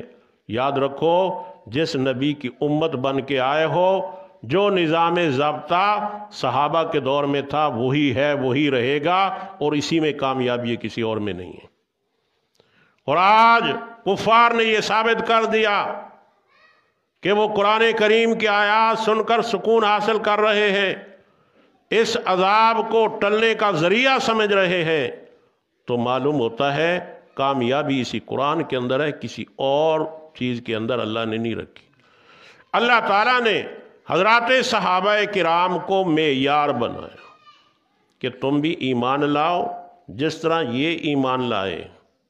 یہ بے وقوف نہیں ہے، بے وقوف حقیقت میں تم ہو کہ اللہ تعالیٰ نے تمہیں ان جیسا ایمان عطا نہیں فرمایا، تمہارے اندر عقل نہیں ہے۔ اگر تمہارے اندر عقل ہوتی تم بھی ایمان قبول کرتے۔ تم نے اپنی عقل کا سودا کر دیا کفر کے ساتھ، جس کی وجہ سے تمہیں ایمان نصیب نہیں ہو رہا۔ سورہ بقرہ کی آیت نمبر آپ دیکھیں 137 صفحہ 25، 137 صفحہ 25۔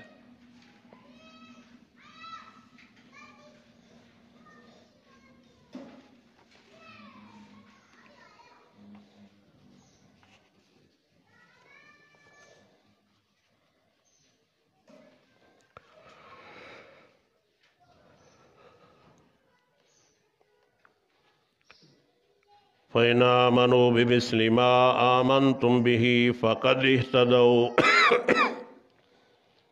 فَإِنْ آمَنُوا بِمِثْلِ مَا آمَنْتُمْ بِهِ فَقَدْ اهْتَدَوْا، معیار ایمان۔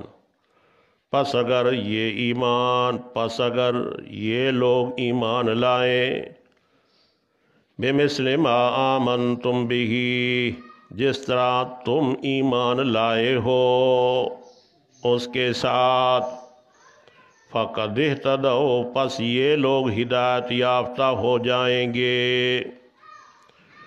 فَإِنْ آمَنُوا بِمِثْلِ مَا آمَنْتُمْ بِهِ، یہ لوگ منافقین ہیں یا قیامت تک جتنے انسان آنے والے ہیں، یہ سارے اسی طرح ایمان لے آئیں جس طرح محمد مصطفیٰ صلی اللہ علیہ وسلم کی جماعت ایمان لائی، تو یہ لوگ ہدایت یافتہ بن جائیں گے۔ اللہ تعالیٰ نے صحابہ کے ایمان کو معیار بنایا، ترازو بنایا کہ جیسے ان کا ایمان ہے تمہارا ایمان بھی اس جیسا ہو جائے تم ہدایت یافتہ بن جاؤ گے۔ صحابی کس کو کہتے ہیں؟ جس نے نبی کریم صلی اللہ علیہ وسلم کی صحبت ایمان کی حالت میں اختیار کی ہو یا آپ کو ایمان کی حالت میں دیکھا ہو، اس انسان کو صحابی کہتے ہیں۔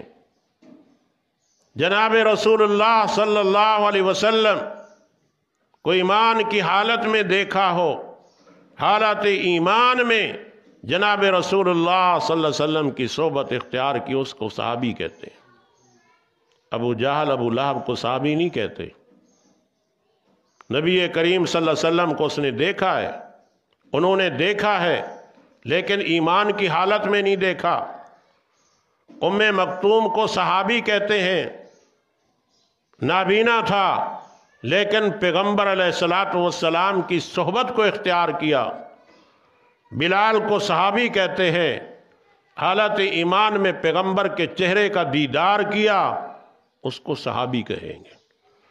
جس نے ایمان کی حالت میں پیغمبر کا دیدار کیا یا پیغمبر کی صحبت اختیار کی، اس کو صحابی کہتے ہیں۔ اور صحابہ کے ایمان کو اللہ تعالیٰ نے معیار قرار دیے۔ یہ جنتی لوگ ہیں، یہ راہ حق پر ہیں، تم ان کے راستے پر رہو گے تم لوگ کامیاب ہو جاؤ گے۔ دوسری دلیل دیکھیں، سورۃ انفال کی آیت نمبر 74 صفحہ 195۔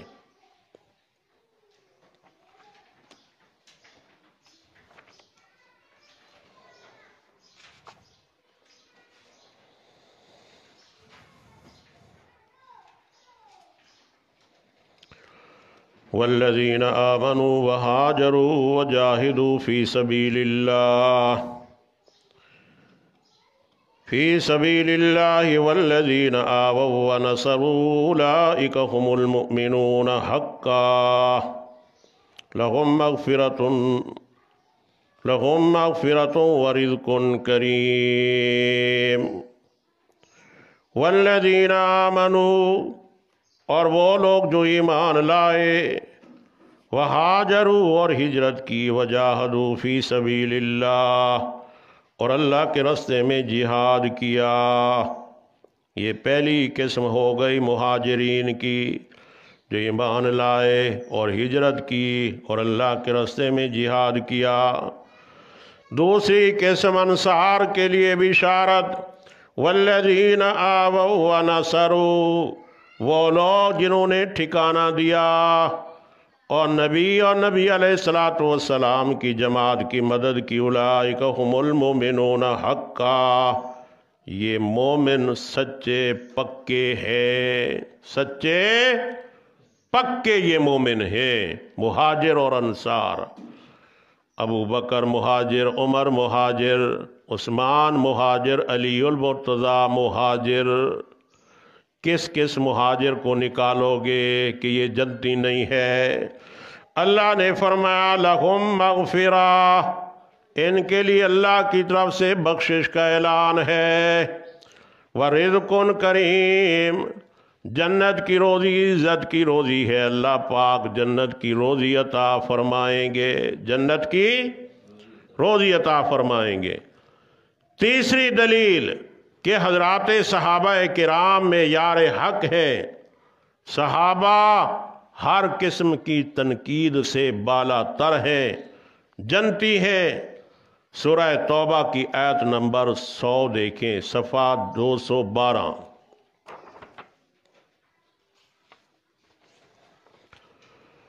والسابقون الاولون من المہاجرین والانصار والذین اتبعوهم بإحسان رضی اللہ عنہم ورضوا عنہ وأعد لهم جنات تجری تحتها الانہار خالدین فیہا ابدا ذلک الفوز العظیم۔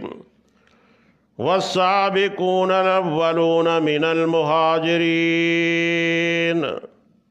فضیلت مہاجر اور انصار کی۔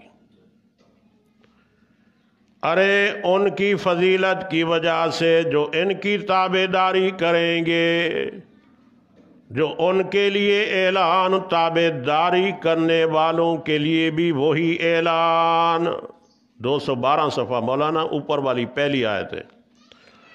والذین اتبعوہم، وہ لوگ جنہوں نے ان کی اتباع کی، یعنی مہاجرین اور انصار کی، بے احسان، نیک نیتی سے، نیک،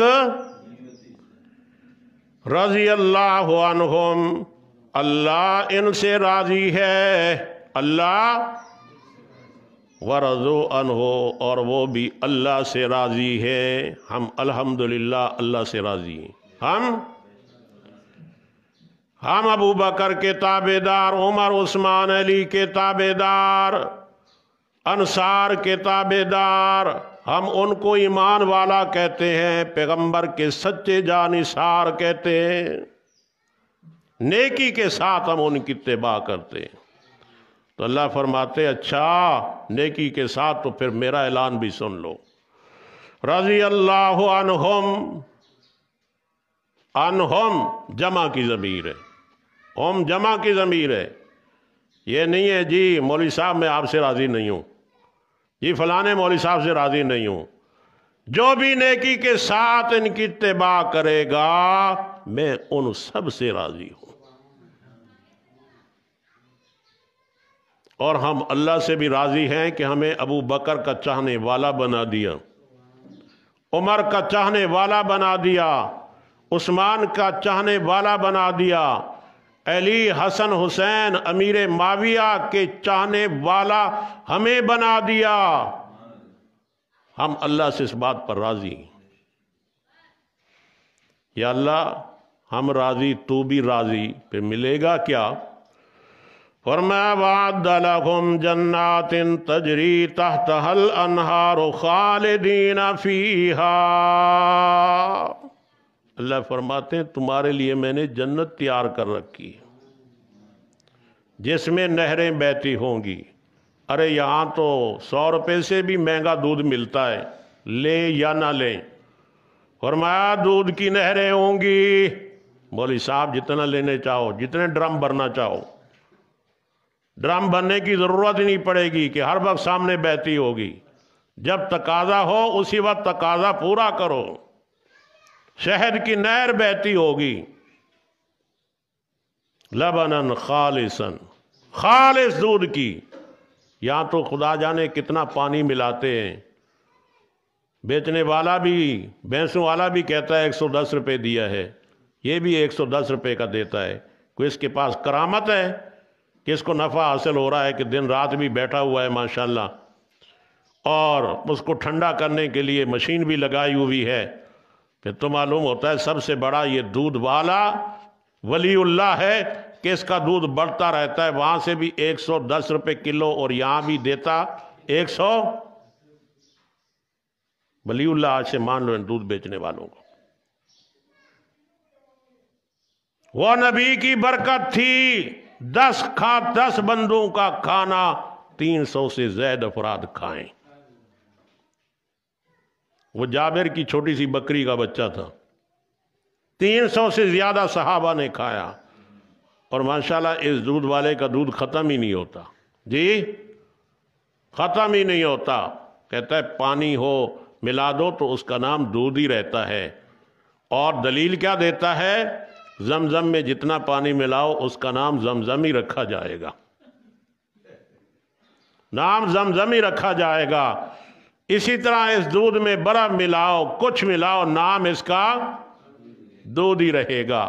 دلیل بڑی ہے اس کے پاس مضبوط، اللہ اس کو سمجھ عطا فرمائے۔ یہ دلیلیں کام نہیں آئیں گی، یہ دلیلیں کام نہیں آئیں گی۔ یا اللہ تو نے جنت دے دی، ہو سکتا ہے تو کبھی ناراض بھی ہو جائے۔ اللہ فرماتے ہیں نہیں، خالدین فیہا ابدا، اس جنت میں ہمیشہ رہو گے۔ میرا اعلان ہو جائے گا کہ آج کے بعد میں پھر کبھی بھی ناراض نہیں ہوں گا، کبھی بھی ناراض نہیں ہوں گا۔ ہمیشہ رہو گے اس کے اندر۔ ذالک الفوز العظیم، یہ بہت بڑی کامیابی ہے، یہ بہت بڑی کامیابی ہے۔ یہ 4 دلائل میں نے آپ کی خدمت میں پیش کیے۔ علماء نے اس وقت بہت ساری کتابیں لکھی ہیں۔ مولانا عدنان کلیانوی نے کتاب لکھی ہے، میرے خیال میں وہ پہلے نمبر کی جو الماری ہے اس میں موجود ہے وہ کتاب۔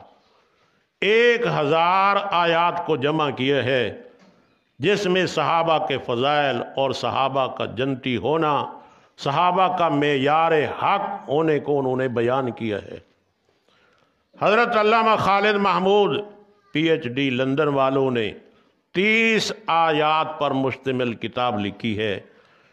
تو میں نے آپ کے سامنے یہ 4 آیات محض آپ کی ذہن سازی کے لیے بیان کی، باقی تو ہم سارا قرآن انشاءاللہ پڑھیں گے، اس میں جگہ جگہ یہ آیات آئیں گی۔ یہاں یہ بات بھی یاد رکھیں کہ حضرات صحابہ کرام کا جو آپس میں اختلاف ہوا، اس کو کہتے ہیں مشاجرات صحابہ۔ مشاجرات صحابہ، صحابہ کا آپس کا اختلاف، مشاجرات صحابہ۔ یاد رکھو، اختلاف فطری طور پر پیدا ہو سکتا ہے، اس لیے کہ ہر ایک انسان کا ذہن مختلف ہے۔ جب ذہن مختلف ہے تو فروعی مسائل کے اندر اختلاف ہو سکتا ہے۔ وہ وقت کے بڑے عالم اور مجتہد تھے، آپ حضرات یہ ضابطہ جانتے ہو، مجتہد سے اگر کوئی غلطی ہو جائے تو اس کی غلطی پر اللہ کے ہاں کوئی مواخذہ نہیں، بلکہ اللہ اس کو اجر عطا فرمائیں گے۔ صحابہ کا اختلاف ہوا، صحابہ نے تقوی طہارت کو نہیں چھوڑا، صحابہ نے اپنے عادل ہونے کو نہیں چھوڑا۔ کسی ایک صحابی نے نعوذ باللہ کسی صحابی کو گالی دی ہو، کسی صحابی نے کسی صحابی کو برا بھلا کہا ہو، کہیں بھی ایسا نہیں ہے۔ اہل سنت والجماعت کا یہ عقیدہ ہے، مشاجرات صحابہ کو کھول کر اور ان حضرات پر تنقید کرنے کا ہم میں سے کسی کو حق، ہم ان کی زندگی کی ایک نیکی تک بھی نہیں پہنچ سکتے۔ حضرات صحابہ کرام کو سب سے بڑی جو نیکی اللہ نے دی وہ پیغمبر کی صحبت ہے۔ وہ صحبت بھلے کئی سالوں کی ہو یا 1 سیکنڈ کی بھی ہو، 1 سیکنڈ والی صحبت بھی ہم میں سے بڑا عالم ہو، بڑے سے بڑا کتب زاہد ابدال کیوں نہ ہو، اس 1 سیکنڈ کی ملاقات کہ اس کی ساری زندگی کی نیکیاں برابر نہیں ہو سکتی۔ اس لیے ہمیں حضرات صحابہ پر تنقید کرنے کا کسی قسم کا حق نہیں ہے کہ وہ بھی مرد تھے، رجال تھے، ہم بھی رجال ہیں، ہم ان پر تنقید کر سکتے ہیں۔ یاد رکھو، اللہ نے ان کو محفوظ بنایا تھا، اللہ نے ان کی حفاظت فرمائی تھی، اللہ تعالیٰ نے ان کو رضی اللہ کا لقب عطا فرمایا تھا، یہ اللہ کے علم کی بنیاد پر تھا۔ ایسا نہیں ہے نعوذ باللہ اللہ کو علم نہیں تھا، اللہ نے رضی اللہ ان کو کہہ دیا تھا۔ تو حضرات صحابہ کرام آپس میں شیر و شکر تھے، اختلاف فروعی باتوں میں ہوا، وہ اپنی جگہ مجتہد تھے، ان کے اجتہاد پر اللہ کی طرف سے ان کو اجر ملے گا، لیکن ہم میں سے کسی کو حق نہیں ہے ان پر کیچڑ اچھالنے کا۔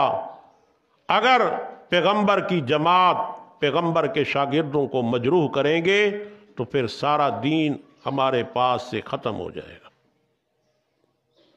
اللہ تعالیٰ نے قرآن کریم میں ارشاد فرمایا، چنانچہ سورہ فتح کی آیت نمبر 29 صفحہ 523 دیکھیں، 523۔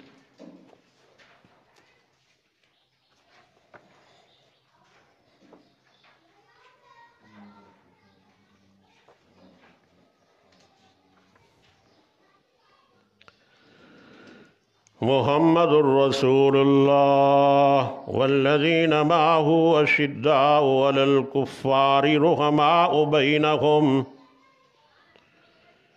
محمد الرسول اللہ والذین معہ اشداء علی الکفار رحماء بینہم رحماء بینہم رحماء جمع کسی گئے بینہم آپس میں وہ رحم دل تھے اللہ کی محبت میں یکجان تھے۔ اگر اللہ کی محبت میں کسی نے خلل ڈالا ہے پھر بھی ان کا مقابلہ کرنے کے لیے یکجان تھے۔ اللہ کی محبت میں بھی یکجان، اللہ کے ساتھ کسی نے بغض رکھا ہے پھر بھی یکجان۔ اگر کسی نے محمد الرسول اللہ کی رسالت پر داغ لگانے کی کوشش کی تو پھر بھی صحابہ یک زبان اور ایک محنت کرنے والے۔ ابو بکر صدیق رضی اللہ تعالیٰ عنہ کے دور کے اندر مسیلمہ کذاب نے جب نبوت کا دعویٰ کیا، جب صدیق نے اعلان جنگ کیا تو سارے صحابہ یک جان یک زبان ہو گئے۔ رحماء بینہم، یہ صحابہ کو اللہ تعالیٰ نے مقام عطا فرمایا تھا جب وہ آپس میں رحماء بینہم تھے، تو پھر مجھے آپ کو یا کسی اور انسان کو یہ حق نہیں ہے کہ ان کے بارے میں زبان کھولیں۔ وہ اس زمانے میں بھی معیار حق تھے، آج بھی معیار حق ہے اور قیامت تک معیار حق رہیں گے۔ مخالف بھی ماننے پر مجبور ہو جاتا ہے، دور عمر کو لے آتا ہے، عمر کی عدالت کو لے آتا ہے، عمر کے فیصلوں کو لے آتا ہے۔ یہ عمر کوئی نبی نہیں تھا بلکہ نبی کا صحابی تھا، جس کو مشعل راہ بنایا جا رہا ہے۔ ابو بکر کو مشعل راہ، عمر کو، عثمان کو، علی المرتضیٰ کو، یہ نبی کے شاگرد تھے، نبی کے شاگرد تھے۔ اور یاد رکھو حضرات صحابہ کرام سے اگر کوئی مسئلہ ایسا آپس میں ہو گیا ہے اس پر کوئی مواخذہ نہیں ہے۔ اس پر دلیل آپ سورہ تحریم کی آیت نمبر 8 صفحہ 571 کھولیں، 571۔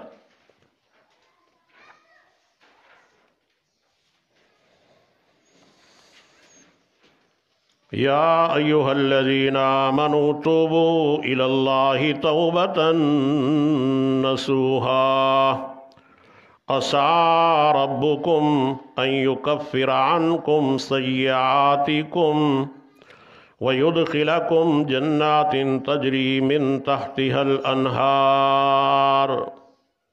اب اگلی بات، مواخذہ نہیں ہوگا صحابہ سے۔ یوم لا یخزی اللہ النبی والذین آمنوا معه یوم لا یخزی اللہ النبی والذین آمنوا معه، یوم سے مراد قیامت کا دن۔ قیامت کے دن اللہ اپنے نبی کو رسوا نہیں کرے گا۔ والذین آمنوا معه، اور ان لوگوں کو بھی جو آپ کے ساتھ ایمان لے آئے۔ سب سے پہلے ایمان لانے والے صحابہ تھے۔ ہم تو 14ویں صدی کے بیٹھے ہیں نا۔ نہ اللہ اپنے نبی کو رسوا کرے گا، نہ اللہ تعالیٰ صحابہ کو رسوا کرے گا۔ اس سے معلوم ہو گیا صحابہ سے اخروی مواخذہ نہیں۔ زبان کھولنے والوں، عقل کے ناخن لو، تمہیں کس نے مواخذے کا حق دیا ہے؟ جب اللہ فرماتے ہیں یوم لا یخزی اللہ النبی والذین آمنوا معه، سنو ان کے فضائل۔ نورہم یسعی بین ایدیہم وبایمانہم، نورہم یسعی بین ایدیہم، ان کا نور ان کے سامنے اور دائیں طرف چلتا ہوگا، پتہ چلے گا یہ محمد الرسول اللہ جا رہا ہے، یہ محمد کا شاگرد صحابی ابو بکر عمر عثمان وغیرہ جا رہے ہیں۔ اس لیے صحابہ پر زبان کھولنے کی ممانعت ہے۔ اگر دنیا آخرت کی کامیابی چاہیے تو حضرات صحابہ کا دامن تھام لینا چاہیے۔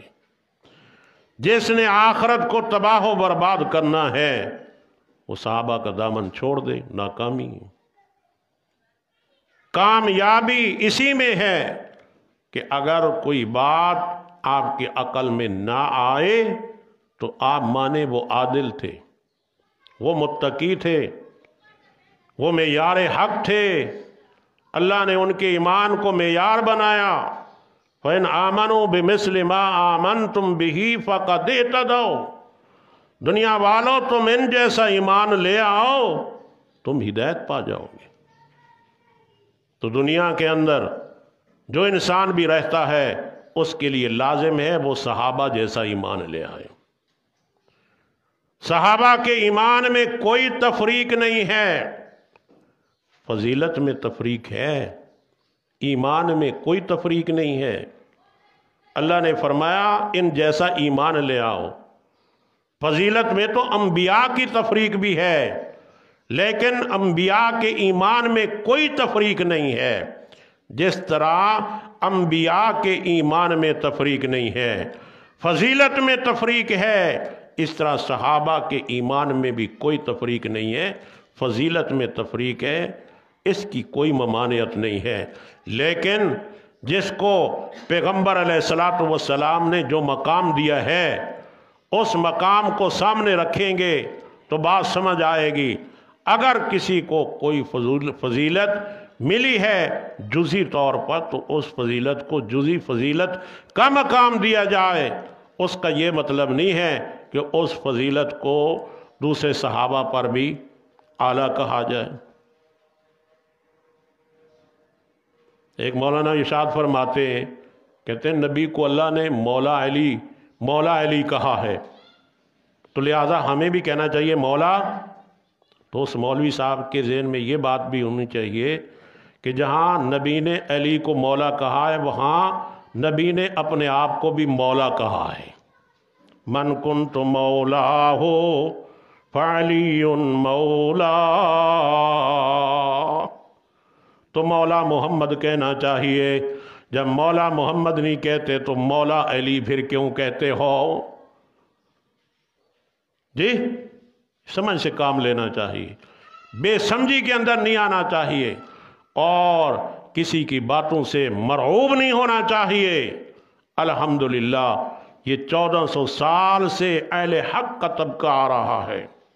میرے اکابر نے یہ بتایا کہ ان حضرات کے بعد جو علماء دیوبند نے سمجھا ہے وہ حق اور سچ سمجھا ہے، اور باقی جتنے طبقات ہیں ان سب سے بہتر سمجھا ہے۔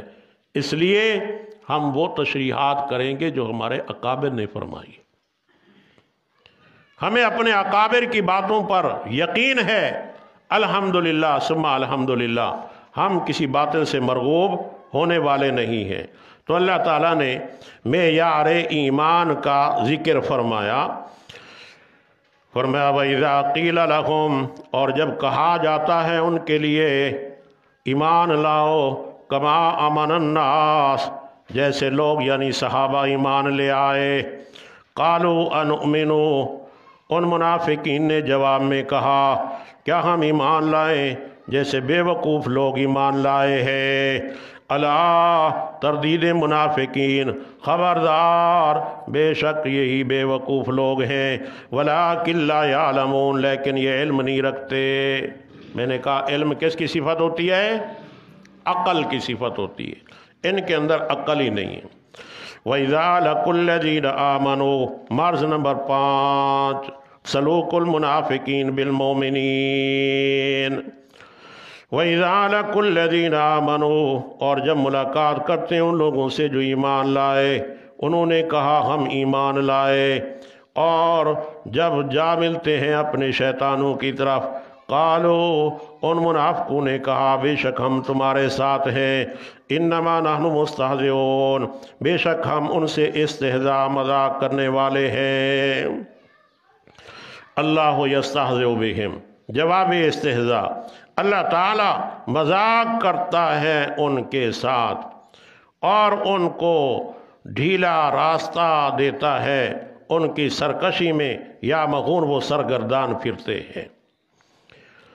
منافقین جب ایمان والوں کے پاس آتے تو اپنے ایمان کا اظہار کرتے تھے، اور جب اپنے بڑے گرو گنڈالوں کے پاس جاتے تھے تو جا کر ان کے سامنے ان کا ہونے کا اظہار کرتے تھے۔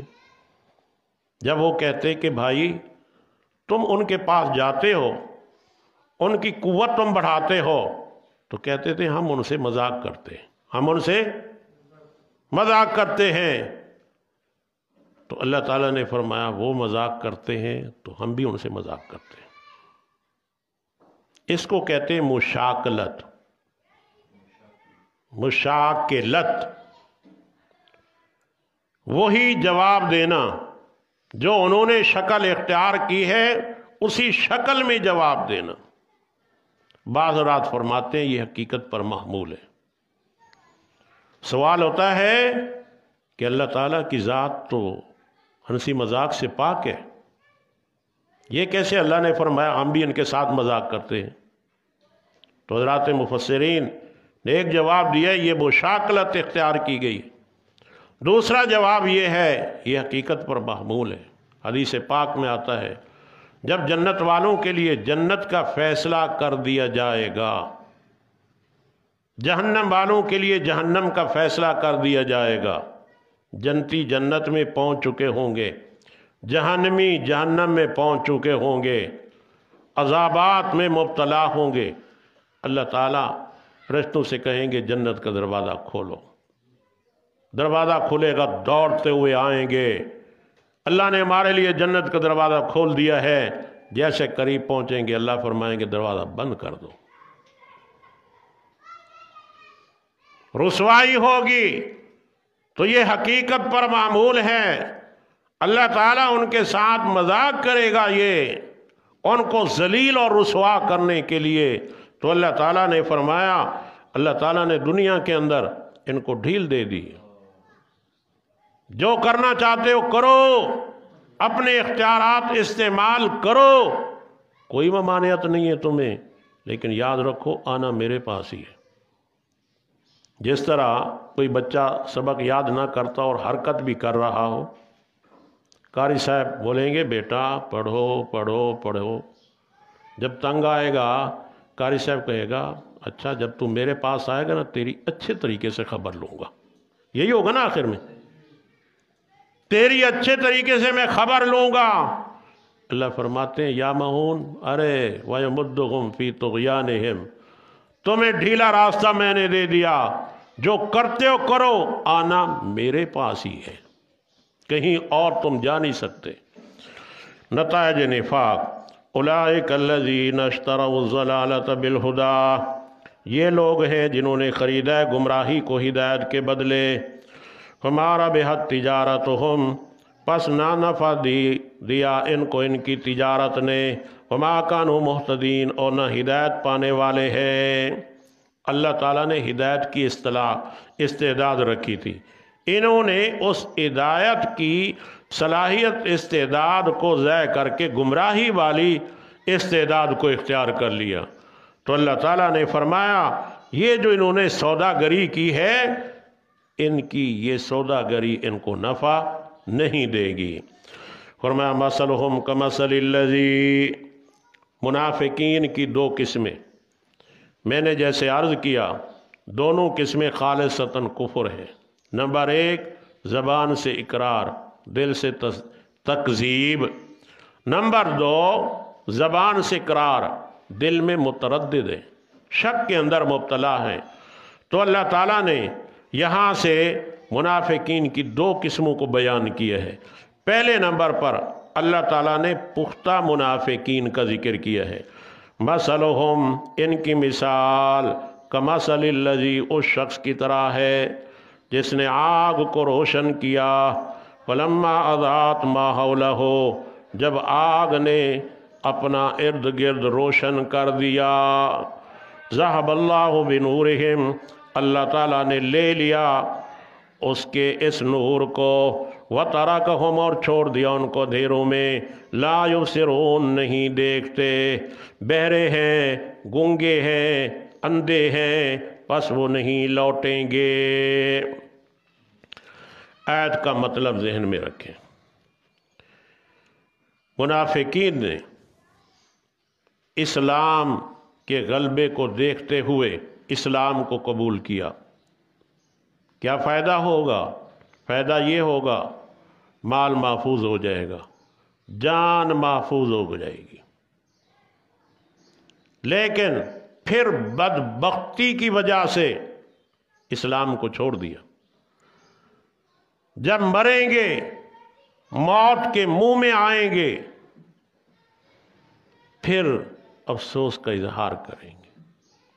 اللہ تعالیٰ نے فرمایا، ارے تم دنیا میں گونگے بن کے رہے، تم بہرے بن کے رہے، اندھے بن کے رہے، آج اس کا نتیجہ تم پا رہے ہو۔ اللہ تعالیٰ نے ان منافقین کو فرمایا، یہ گونگے ہیں، یہ بہرے ہیں، یہ بہرے ہیں، گونگے ہیں، اندھے ہیں۔ پہلی بات، سمن، یہ بہرے ہیں، اس کا مطلب یہ ہے کہ حق کی بات کو سننے کی صلاحیت ہے لیکن سنتے نہیں ہیں۔ ایسا سننا کہ ان کو فائدہ پہنچائے۔ گنگے ہیں، حق بولنے کی صلاحیت ان کے اندر موجود ہے لیکن اس صلاحیت کو ضائع کر کے بولتے نہیں ہیں۔ اندھے ہیں، حق کو دیکھنے کی صلاحیت کی آنکھیں اللہ نے عطا کی ہیں لیکن اپنے دل کی بصیرت کو استعمال کرتے نہیں ہیں۔ اس لیے اللہ تعالیٰ نے فرمایا، یہ بہرے ہیں، یہ گنگے ہیں، یہ اندھے ہیں، لا یرجعون، یہ لوٹ کر نہیں آئیں گے۔ تو یہاں پر ایک مسئلہ آپ یاد رکھیں، اللہ تعالیٰ نے قرآن کریم کے اندر ان منافقین کو بہرا، گنگا، اندھا کہا ہے، اور دوسری جگہ قرآن کریم میں اللہ تعالیٰ نے ان کو موتا کہا ہے۔ کیا کہا ہے؟ موتا کہا ہے۔ تو انشاءاللہ یہ تفصیل میں کل عرض کروں گا چونکہ اس پر کافی وقت لگے گا، ابھی 1-2 منٹ باقی ہے، 1-2 منٹ میں بات پوری نہیں ہوگی۔ اللہ تعالیٰ مجھے آپ سب کو عمل